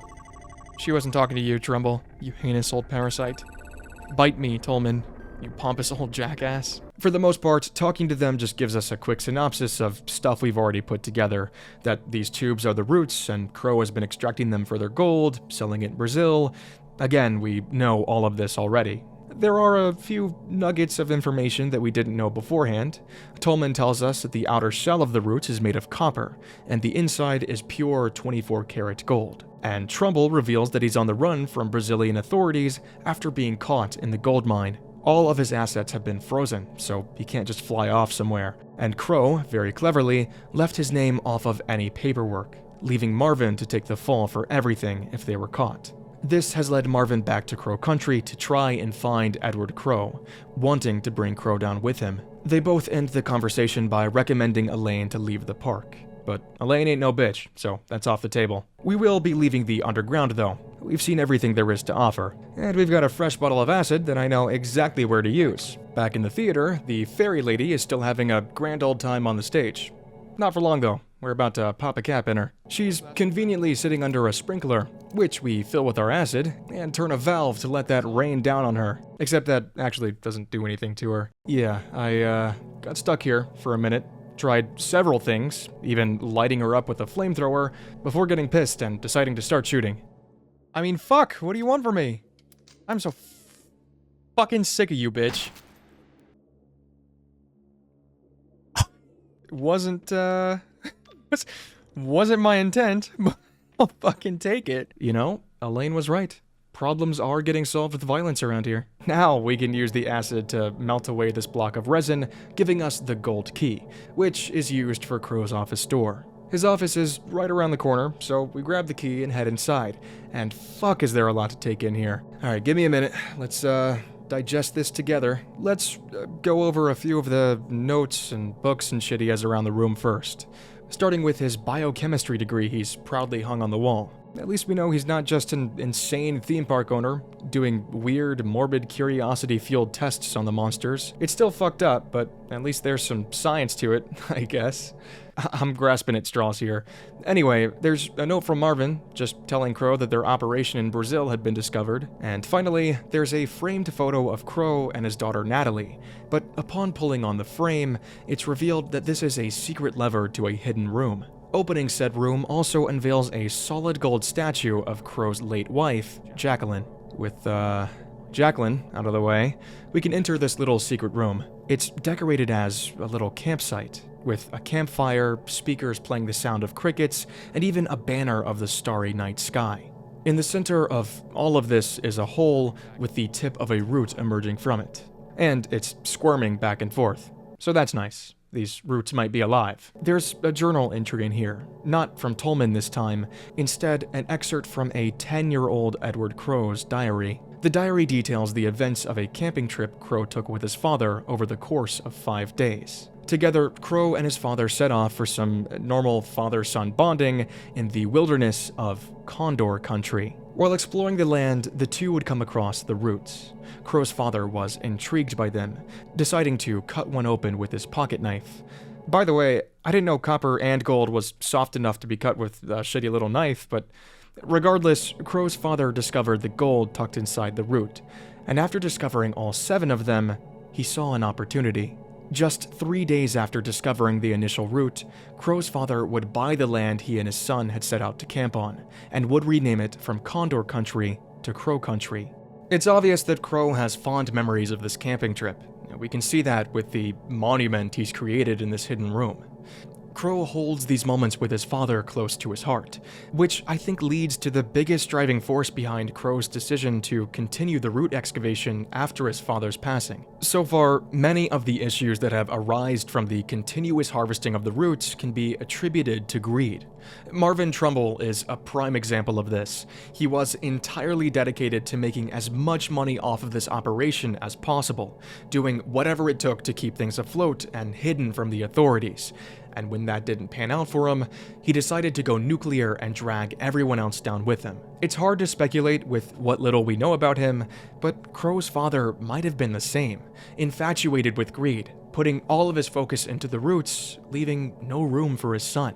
I believe Edward Crow's decision for continuing his father's work, despite having no desire to do so, is entirely motivated by the want and need for his father's approval. It seems like Crow did have a good relationship with his father prior to the roots taking over his life, as in the first entry of his diary, 10-year-old Crow writes about how excited he is to go on this camping trip with his father. Hell, we can feel the excitement through the page. Crow writes multiple detailed sentences, with several exclamations added on for effect. But as the week carries on, and his father's attention is put more on the roots and less on the time spent with his son, the diary entries become short, matter-of-fact, and devoid of emotion. I think this was just the start of what the rest of the relationship would become. Crow begging for attention from his father, but losing to the roots. In an homage to the last night he felt truly connected to his father, Crow constructed the very room we're standing in. The final good memory of his father that he carries with him to this day. We're touching on my overall understanding of Crow Country's story right now, but there's still a few scenes left that'll lend a hand to this idea later on. So for now, let's put a pin in this. Besides, we've got a fucking freak waiting for us outside that scared the shit out of me. Nice. Oh my god! When the fuck did you get in here? Natalie and Elaine take a moment to catch up with each other, asking how they're feeling and commenting on the giant gold statue, when Natalie suddenly asks a very important question. Mara, what are you going to do when you find him? I need to talk with him. Are you going to kill him? What? No, of course not. Don't think I don't see that gun in your hand. I see it in your face, too. You've already made up your mind. Natalie, I know he's done bad things. Very bad things. Perhaps he is beyond forgiveness. But please, don't kill him. Bring him to me, okay? Let me speak to him. One way or another, today might be my last chance. Please, Mara. Okay? Throughout our whole mission to find Edward Crow, the question of what Elaine planned to do with him has remained unanswered. Now, it seems like we're being given a choice. To exact revenge for the countless victims of Edward Crow's actions, or to find it in ourselves to somewhat forgive him, bringing him to justice rather than carrying it out ourselves. It's something we'll have to think about during these last few sections of the story, and we still have to find him first. There's another offshoot of Crow's office that contains the access panel for the central underground area. So, of course, we're gonna start fucking with that. Before we do though, there's 2 video feeds in here. One showing footage of a monster that we can't interact with, and the other gives us a look at the parking lot, where we can use the built-in mic to talk to our pal Arthur. Still just sitting in that car, waiting. What a trooper. Arthur is doing marginally fine. We tell him we'll get out of here as soon as possible and put our focus back on the room at hand. Of course, no big bad of a survival horror game locks anything without a weird puzzle behind it, so I spent some time cracking the code on this control panel here. I'll save you the struggle of me bashing my head against this keypad for a while, but I do want to point out that while solving this thing, we get to see the official names and descriptions of the different monsters throughout this game. The regular zombie guys are called guests, as you would imagine. Those short, fast monsters are goblins. The tall, spindly things are spindles. Big guys are lumbers, spiky guys are grinners, and finally, the weird blob monsters are puddles. I think I touched on it earlier, but I really love the monster design in this game. I think they truly embody the atmosphere Crow Country is going for. And taking things all the way back to the intro of this video, the polygonal style of the game does wonders for leaving stuff to your imagination. I gotta save the gushing for the end, so here's me finally solving the puzzle.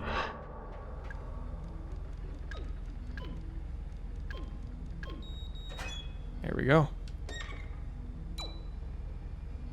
And that should activate the control room. I really want to know what this is, though. Oh, wow! It happens every time, and yet, somehow, they always get me. Fun fact, this guy is the same monster we saw on the monitor. Little foreshadow there. I don't know, I thought that was cool. Anyway, we kill the freak and get on out of here. Before we head down to the central area, I wanted to check out that new place we unblocked earlier. You know, the one where Detective Dumbass couldn't count to 50. This door leads to a little water ride, but we can't start it without the help of a conductor. Luckily, we know just the person.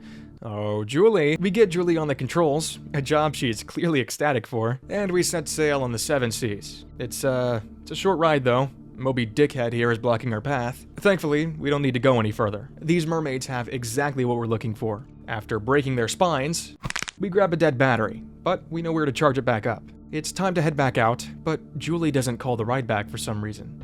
White Whale's blocking the boat. If I remember right, he's supposed to move out of the way. I think it's done manually from the control panel. Wonder why Julie didn't press the button.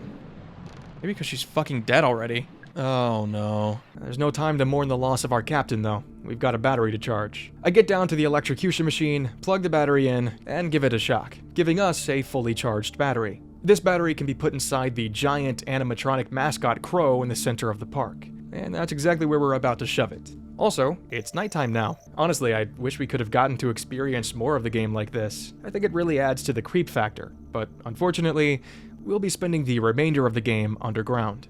I shoved the battery in the Crow's ass before almost being fucking assassinated. What the fuck? The fuck just shot at me? Okay. I'm gonna pretend like that didn't happen, I guess.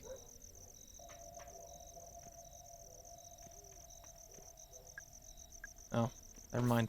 Oh my god! I'm out. Thank god whoever's shooting is fucking blind.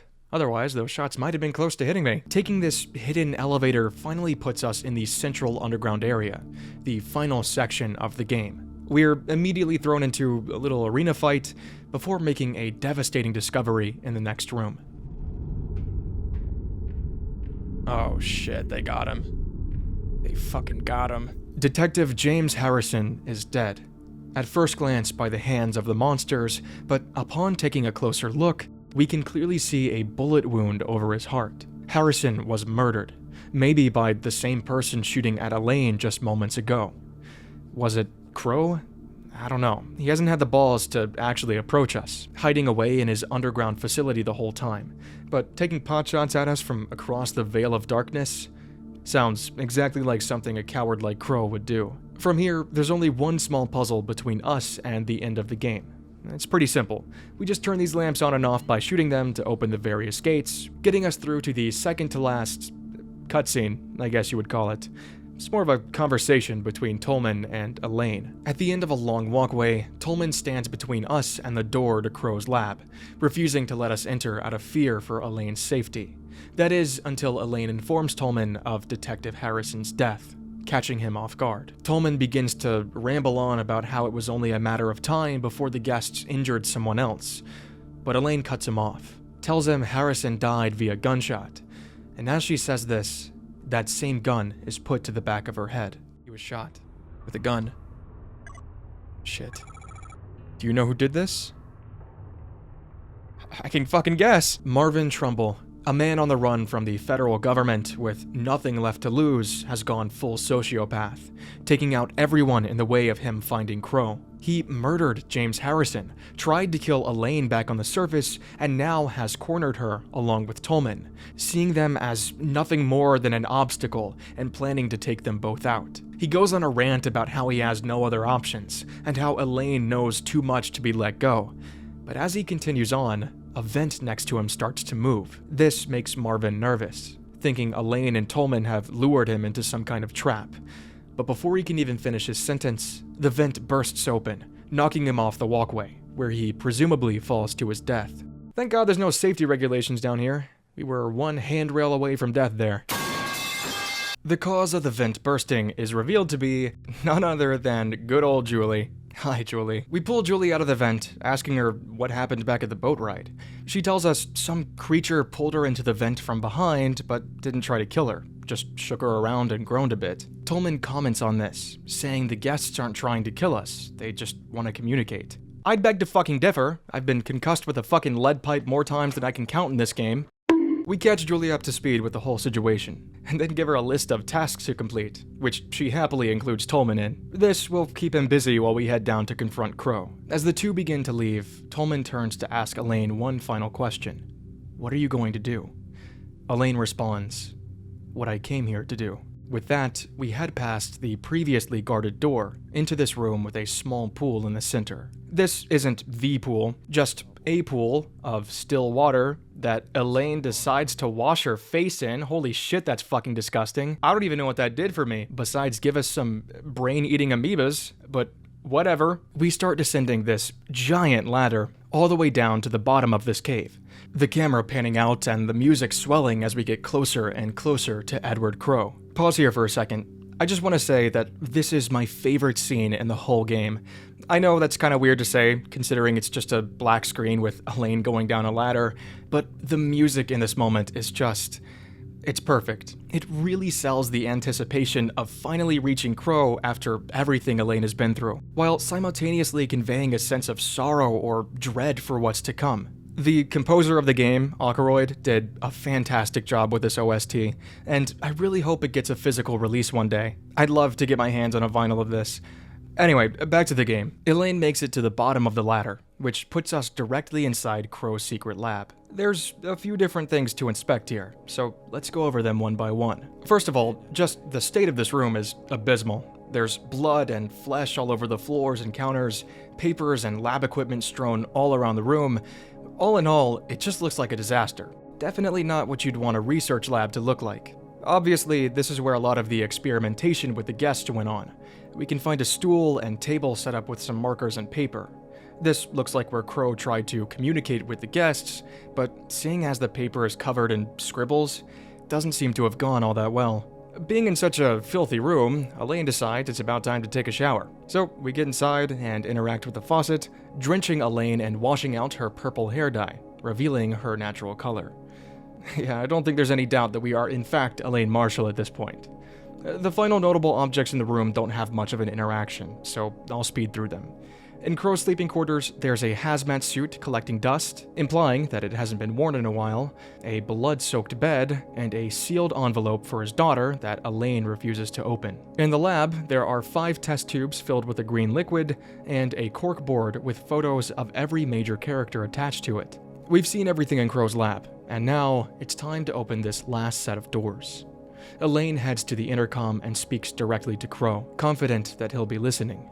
And she's right. Crow greets her with a calm, "Hello, Elaine." He tells Elaine to grab the 5 vials on his desk before he'll open the door. To make room in her inventory, Elaine lays out all of our key items on the desk and carefully reflects on each one before returning to the steel doors.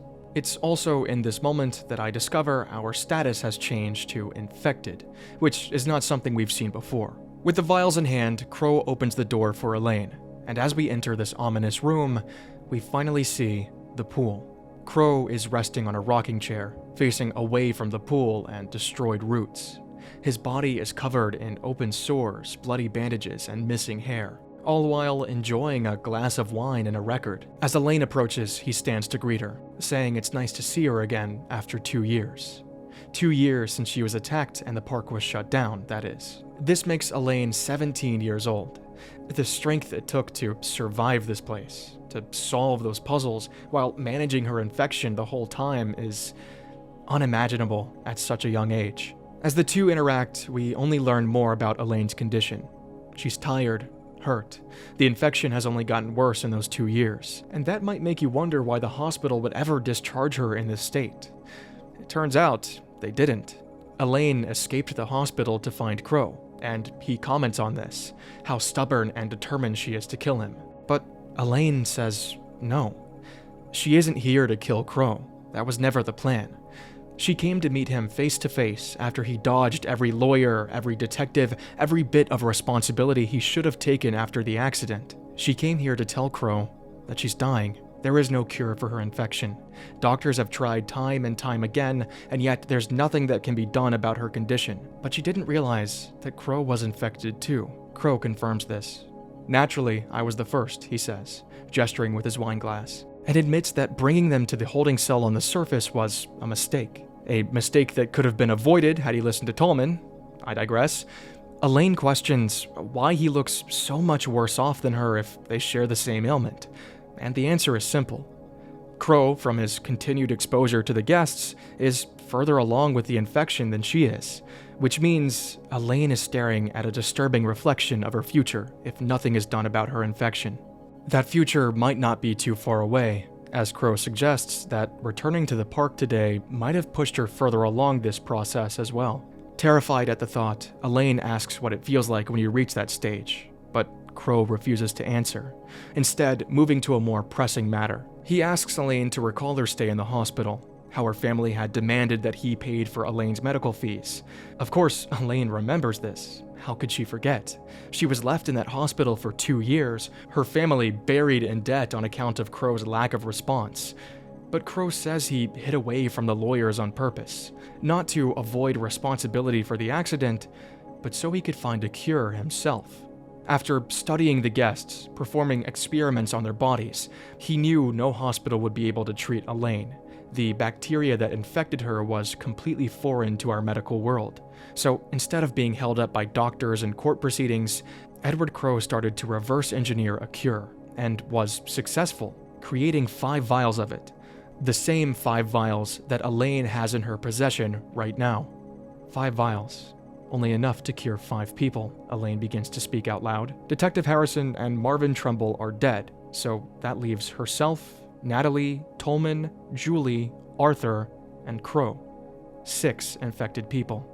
This isn't a miscalculation on Crow's end. He knew from the beginning that he would not be taking the antidote. As he says himself, he doesn't deserve it.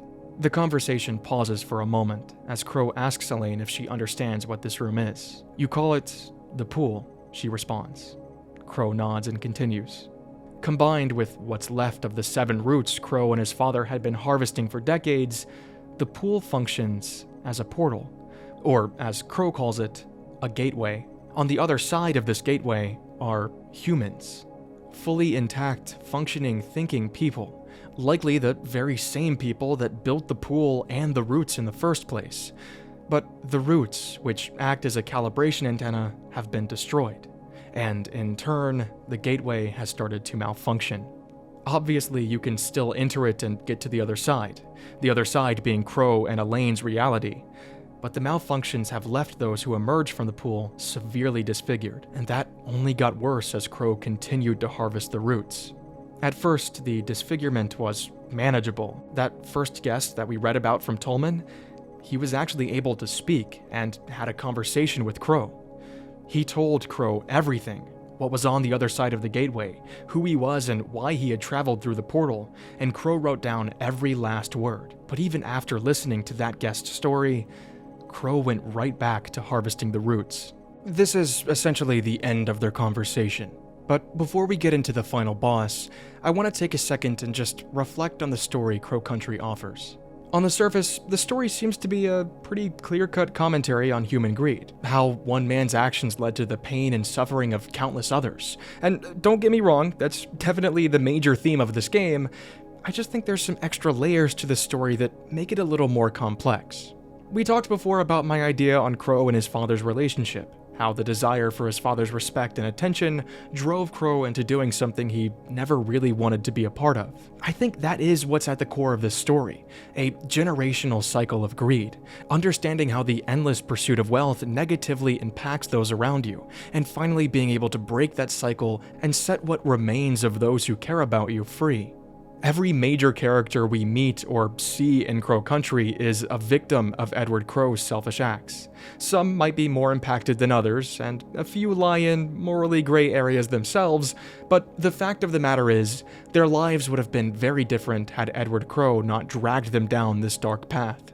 I think Crow eventually saw this, and realized he had become everything he wished his father wasn't, completely obsessed with the roots and the guests, and putting little to no effort in the well-being of his friends, family, and visitors. There's a web of consequences that stem from Crow's actions. Marvin Trumbull becoming unstable and murdering Detective Harrison, Arthur Mole, Elaine Marshall, and his own daughter, Natalie Crow, all innocent people who became infected because of Crow's negligence when dealing with the guests. Douglas Pike, a man who truly loved his job as a theme park designer, only wanting to make kids happy, unknowingly creating a cover-up for Crow's vile endeavors, and eventually taking his own life out of sheer guilt. Tolman, although helping Crow extract the roots, saw just how dangerous the guests were and tried to persuade Crow to take the proper precautions with them, but now has to live with the guilt of not being able to stop Crow.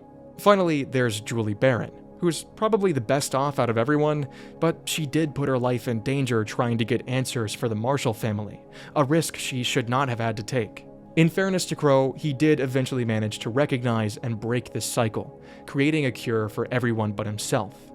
But it's too late for a few of these people, and the rest will bear the scars of their time spent in Crow Country for the rest of their lives. Crow will have to carry the weight of those he let down to his final moments, and that brings us back to now. Crow hands a paper to Elaine, that paper being the conversation he wrote down with the first guest. And now, with the paper safely in Elaine's hands, Crow tells her that his final act of repentance for his wrongdoings will be to subject himself to the same torture he put far too many of the guests through. Crow has decided that he will enter the pool. He asks Elaine for one last favor. If, for any reason, he re-emerges from the pool, to kill him, as he'll no longer be in any shape to continue living. With that, Crow raises his glass to Elaine, sits back in his rocking chair, and pushes himself backwards into the pool. Oh yeah. Hello, Mr. Crow. Looking good. This is the final boss of Crow Country, a mutated Edward Crow. But just like every boss in this game, The intro and design is cool and all, but the fight is super easy. Honestly, the biggest threat in this whole fight is trying to disarm all these bear traps around the arena while dodging his attacks. After that, though, it's super underwhelming. He's extremely predictable and very slow. I don't think I took any damage at all from him. It just wasn't a very good final boss fight. He's got a few different attacks. Usually he just slowly moves around the pool swiping at you, but when he's not doing that, he's hiding underwater and threatening you with his gross fucking tentacle arm. You just run in a circle until he comes back up. Like I said, super underwhelming. The final attack he has is slamming a fist down onto the ground, causing a rock to fall from the ceiling, but it's just a singular rock and the game gives you ample time to move away from it. With the ammo I saved for my Magnum, I just mag dumped the fucker and he was dead within 5 minutes. It's a real letdown, not the best way to end off an otherwise really great game. As the final bullet strikes the mutated Edward Crow, he sinks down into the pool, with only his head emerging from the bloody water. He begins to speak to Elaine, trying to communicate what the other side was like, but Elaine tells him to shut up. She doesn't want to know. He then reminds Elaine of her promise, to kill him if he re-emerged, and Elaine obliges.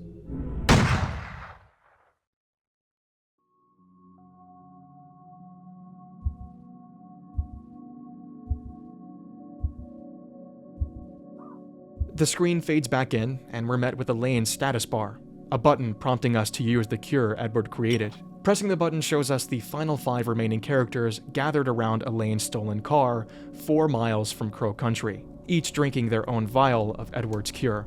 As the camera pans out into the vast desert surrounding our characters, Elaine stares into a campfire they had made and begins to think to herself. Staring into the flames, I feel something. It's a curious mixture of hope and dread. Maybe everything will be okay.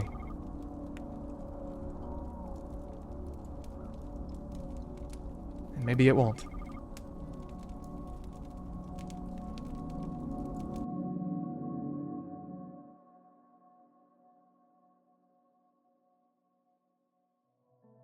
Despite completing her mission to find Edward Crow, fighting off hordes of unfathomable creatures, and saving the lives of 4 relatively innocent people, looking at you, Tolman, Elaine Marshall is apprehensive about her future. She's still very young, and while it's hard to imagine her going through anything of this magnitude again, she's got a lot of life left to live, and there's no bigger fear than the unknown. I mean, where do you go after killing a small army of fucked up half-humans?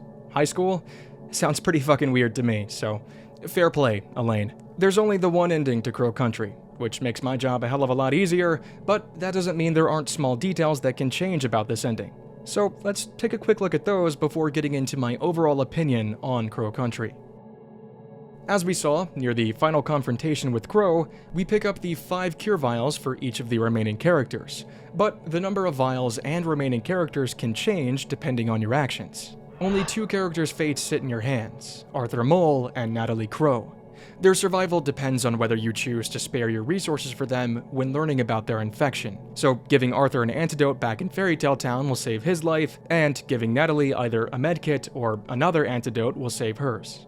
Technically, this would mean there's a good and bad ending. Of course, not saving everyone isn't, great, but nothing about the final cutscene changes other than the lack of those characters, and how many vials you pick up in Crow's lab. Also, apparently you can very slightly change the actual ending cutscene if you choose not to take the cure when prompted. According to one person I saw saying this online, when the screen fades back in after killing Crow, you'll of course be prompted to press the confirm button to take the cure. But if you instead press the back button, Elaine won't drink the vial and will just shake her head in dismay. I don't know if this is true or not. I'm just not willing to play the game a 3rd time just to press one button. Future Atlas here. I played the game a 3rd time, and we're gonna test this real quick. So I just killed Crow, so I'm just supposed to press B here instead of A. And we'll see if that works. Oh. It let me do it. Oh wow, yeah. That totally works. So I guess Elaine just dies now. Cool. This last detail doesn't necessarily change the ending of the game, but it will change your understanding of the story and Elaine's final thoughts. So after receiving the paper from Crow and entering the final fight, you can actually open your inventory and read the note Crow gave you. It is the words of the first guest, and since it was barely able to speak, it's written in broken English.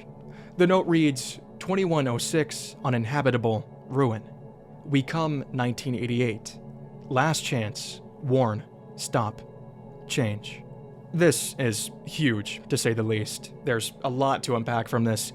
First off, we now know what the number written all around the park really is. It's not a code, not a message. It's a year.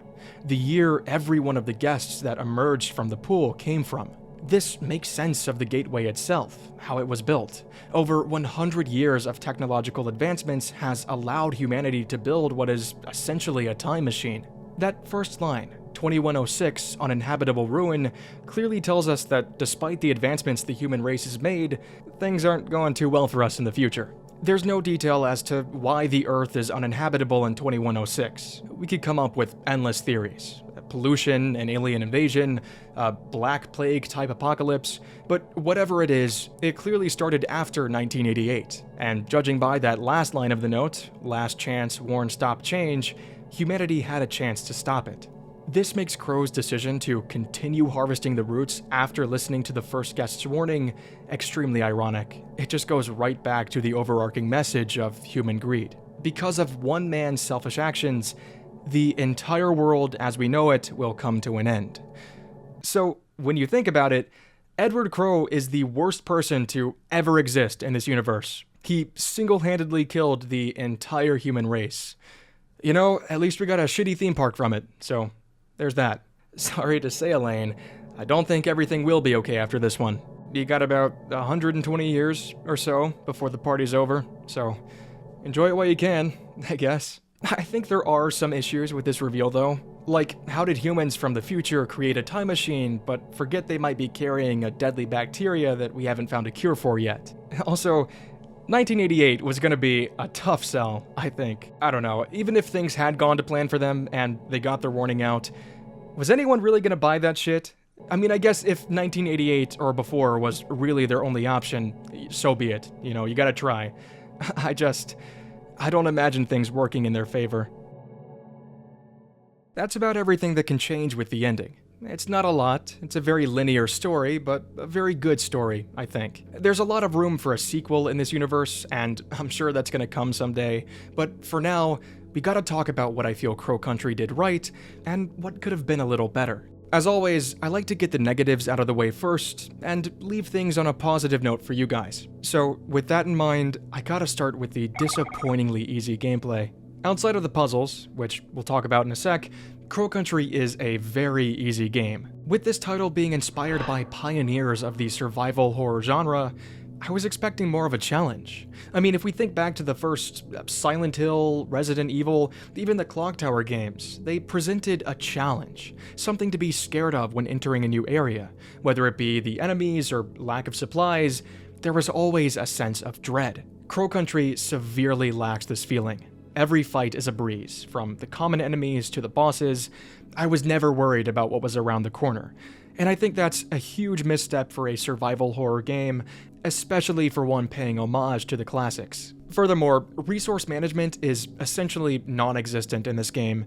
Everything you need is literally handed to you. The game keeps track of your supplies and gives you more when you need it. This, paired with never having the pressure of running out of ammo, due to the infinite supply in Elaine's trunk, it only goes to further damage the game's horror elements. I understand the reason behind giving the player an infinite ammo supply. Your handgun is how you interact with a huge part of the game. From looting to disarming traps, even solving some of the puzzles, if you totally ran out of ammo, you'd effectively softlock your game. I think this is an easy fix though, just add a melee weapon. Actually, the game already has a melee weapon, but it's locked behind a New Game Plus. I guess this is a stylistic choice, which is fine, but if you're gonna give a gun infinite ammo, you gotta make it pretty weak in return. The handgun in Crow Country is already pretty decent. As you saw, I used it for almost every enemy outside of bosses. Add the fact that you can get a free damage upgrade just by solving a puzzle, it's too much, and it only adds to the existing difficulty problems. Hey, Editing Atlas here. I just wanted to come in and say that on the hardest difficulty, some of the problems I just mentioned are fixed. There's not as many handouts on hard mode, and the enemies are somewhat more difficult, but just keep in mind that I'm basing my criticisms on the standard, normal difficulty that the game recommends. Now, getting to the puzzles, I think Crow Country relies a little too much on them. This whole game is essentially running from one puzzle to the next, with a couple enemies in between. Now, of course, a ton of survival horror games use puzzles to their benefit. It's a nice change of pace from the usual suspense and horror you'll endure for most of the experience. But with the existing lack of difficulty, the overabundance of puzzles in Crow Country only takes from the experience. I want to clarify that the issue isn't the puzzles themselves. Most of them are fine, except the train room, that was awful, but having to solve a new puzzle every 10 to 15 minutes gets exhausting after a while. If you're a big fan of puzzles, this will be right up your alley. But if you're looking for more horror elements, you gotta pace yourself. A lot of time will be spent in an empty room solving a riddle rather than fighting monsters. I've been sitting here for a while, just racking my brain, rewatching my footage, trying to find anything else I really took issue with, and I just can't. Outside of those few problems I mentioned, I really enjoyed playing this game. Honestly, I can't recommend it enough. It blew me away, considering this is a fairly small indie game. First off, the story is really good. I was hooked the whole way through. I love how it subverts your expectations. You know, when you first encounter the guests, you think to yourself, this is just another zombie outbreak type deal, but it takes things in a completely new direction that I've never seen before in a survival horror game. There's a lot of layers to the story that you can uncover, a lot of theories you can build, and it leaves more than enough room to explore future ideas for a sequel. Again, I can't praise this game enough for how well the reveal of Mara's true identity was handled. Like I said, the stuff that flies right over your head on your first playthrough is astonishing, and it seems so obvious on a second run. It's all hidden in plain sight. I love it. Kinda adding on to this point, the writing in general was pretty clever, I feel. The dialogue between characters was witty, it had me laughing more than a few times, but it never dampened the tone of the game. There were no issues conveying serious topics and emotions when necessary, which I think is a hard line to walk when trying to balance campy and horror. I think almost every character was fleshed out really well. We understood exactly what we needed to about them, and a lot of them had little extra details on their history hidden in notes around the park, like Tolman's journals or the magazines mentioning Arthur Mole. Overall, I feel like this is the kind of game that everyone can understand at base level, but it's really rewarding for those who want to dive a little deeper into the lore of Crow Country. Visually, the game is stunning. It takes a lot of inspiration from early survival horror games, but still adds its own charm, which is what I think a lot of other PSX-style games miss the mark on. It's cool to enjoy a bit of nostalgia, but it's really important that you're carving out your own identity. Otherwise, you're just reminding the player of better games to play. Crow Country has no problem with this though. It uses those early graphics as a starting point and takes the lead from there. The character models, items, and level design is rich with its own unique style, ensuring a refreshing take on a classic genre. It's a beautiful blend of old school and modern, something it shares with my next point, the controls and mechanics. If you play a lot of modern games, you'll know just how jarring it is to return to something made in the late 90s, early 2000s era of gaming. And a lot of games in the PSX genre either go full steam ahead on the tank controls, making the game a little difficult to get into, or completely scrap them in favor of what we're used to today, which removes a lot of that early horror feel. Crow Country finds the perfect middle ground between these two options. Moving around and interacting with the environment is simple and intuitive, but where this really shines is with the combat. By default, the game uses the standards of the 90s, with the shoulder buttons to aim and the face buttons to shoot. Of course, if you're not into that, you can always switch to modern controls in the settings, but regardless of which option you choose, you'll still be locked into that classic style of combat, having to aim your shots manually and not being able to move and shoot at the same time. I think you get the best of both worlds here, and while this point might seem a little trivial to some, it's something I noticed in my playthrough and wanted to point out for you guys. Of course, this wouldn't be an Atlas Inu video if I didn't bring up the creature design, and I think Crow Country really hits the mark here. There's a ton of different monsters in this game. which was really surprising for me, with this being an indie game and all. But what really impressed me, as new creatures continued to be introduced, is the fact that they never lost quality. Almost every monster has a unique and grotesque design that never sacrifices on that charm we talked about earlier. Obviously, the bosses and mini-bosses are the standouts in this game, with not only their appearance shocking the player, but their introductions as well. There's a lot of detail put into these creatures to appreciate, especially those bosses. You can really tell they took their time with them. My favorite part about the creatures, though, has to be the lore behind them. Everything Elaine encounters in the park used to be a human, and you can start to tell how far along the root excavation was when these guys emerged, like the standard guests looking fairly humanoid, down to these puddles of viscera. All in all, the creature design was great, and I looked forward to meeting the next fucked up monster behind each door. Finally, I just want to go over some of the smaller details that I appreciated. Too small to dedicate a whole section to, but big enough to stand out in my mind. The soundtrack for this game is amazing through and through, and music isn't something I bring up often. In fact, I think this is the first time in any of my videos that I'm really putting a spotlight on it, but it was really good. Every track reflects the theme of the game or the area you're in to a T. I especially enjoyed the safe room theme and, of course, the long ladder near the end of the game. I think Crow Country has a good amount of replayability too. Like I mentioned, I think 2 playthroughs is great if you're interested in the story, but the game also has a ranking system that unlocks new items each time you get a higher rank after completing the game. Those are always fun. I really enjoy them. The last thing I want to mention is really simple, but it made my experience so much better. It's the little mushroom boys. I loved being able to upgrade my weapons. It's something so small, yet so engaging for me. I can't explain to you the dopamine rush I got every time I found one of these guys. Crow Country is a game that I think everyone who enjoys those older survival horror games should try out at least once. It's so much bigger than a dose of nostalgia, and left me fiending for more after I completed it. For a small indie game, you can truly get lost in its characters, story, and world, more so than some AAA titles releasing today. I do really hope we get to see a continuation of this universe, or at the very least, more games in this style from the developers, SFB Games. Now that we've finished uncovering the true identity of Mara Forest, figured out what's really going on under an unsuspecting theme park, and fought off countless disfigured creatures, it's time to load up in the White Fiesta and say goodbye to Crow Country.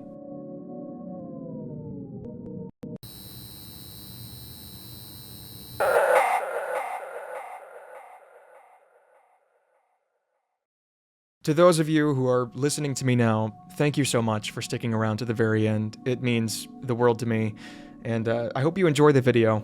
Usually this is the point where I would apologize for making it so long, but in the comments of my last video, I was surprised to read that not only did you guys enjoy the length of it, but you wanted more long videos. At least, a lot of you did, so here it is. Don't say I didn't warn you. I'm sorry I couldn't get this one to you sooner, though. I wanted to get this video out on Halloween. In fact, my whole schedule for uploading videos this year revolved around this getting out on Halloween.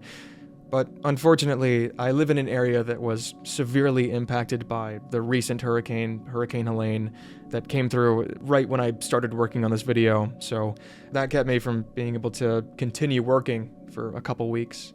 Thankfully, everything's fine. Everyone I care about is good. It just it took out the power and internet for a while, so that's why it took so long for this to get out. But now, it's almost Christmas, and I guess this video was a Christmas gift now, rather than a Halloween one. And by the way, Merry Christmas, if you celebrate. I am going to be taking a little break, of course, for the holidays, and when I get back to working on videos, it's full steam ahead on Silent Hill. It's been way too long since we've been to that town, so I'm going to push on through with the last 2 Western Silent Hill games, Origins and Shattered Memories, and I might even do the remake. I don't know. We'll see about that one. If you want to keep up with what I'm doing, by the way, you should join my Discord. You don't even have to chat there if you don't want to, but it's a great place to get updates on what I'm doing. I post frequent progress updates on my videos and announcements on when things are coming out and what I'm doing, so it's a great place to stay connected if you enjoy my stuff. Also, if you enjoy watching me play horror games on YouTube, you might also enjoy watching me play them live on Twitch. If you head over to twitch.tv/AtlasEnu, you can watch me play some horror games live. I play the games that I don't cover on YouTube, so you get like a interactive live horror experience for me where I talk about dumb shit and my opinions on the game. So basically just more of this. Anyway, if you're interested in checking any of that out, I got links in the description. Check them out. You don't have to, but I'd love to see you there. I don't think I've got too much else to say, so just thank you for watching. Again, it really does mean a lot to me, and hopefully, if you enjoyed this video, you'll consider leaving a like, or subscribing, or maybe even commenting. I read every single comment, even if I don't reply to them all, and I appreciate every kind word and criticism that you guys leave. I'll see you next time. But, yeah, that's it.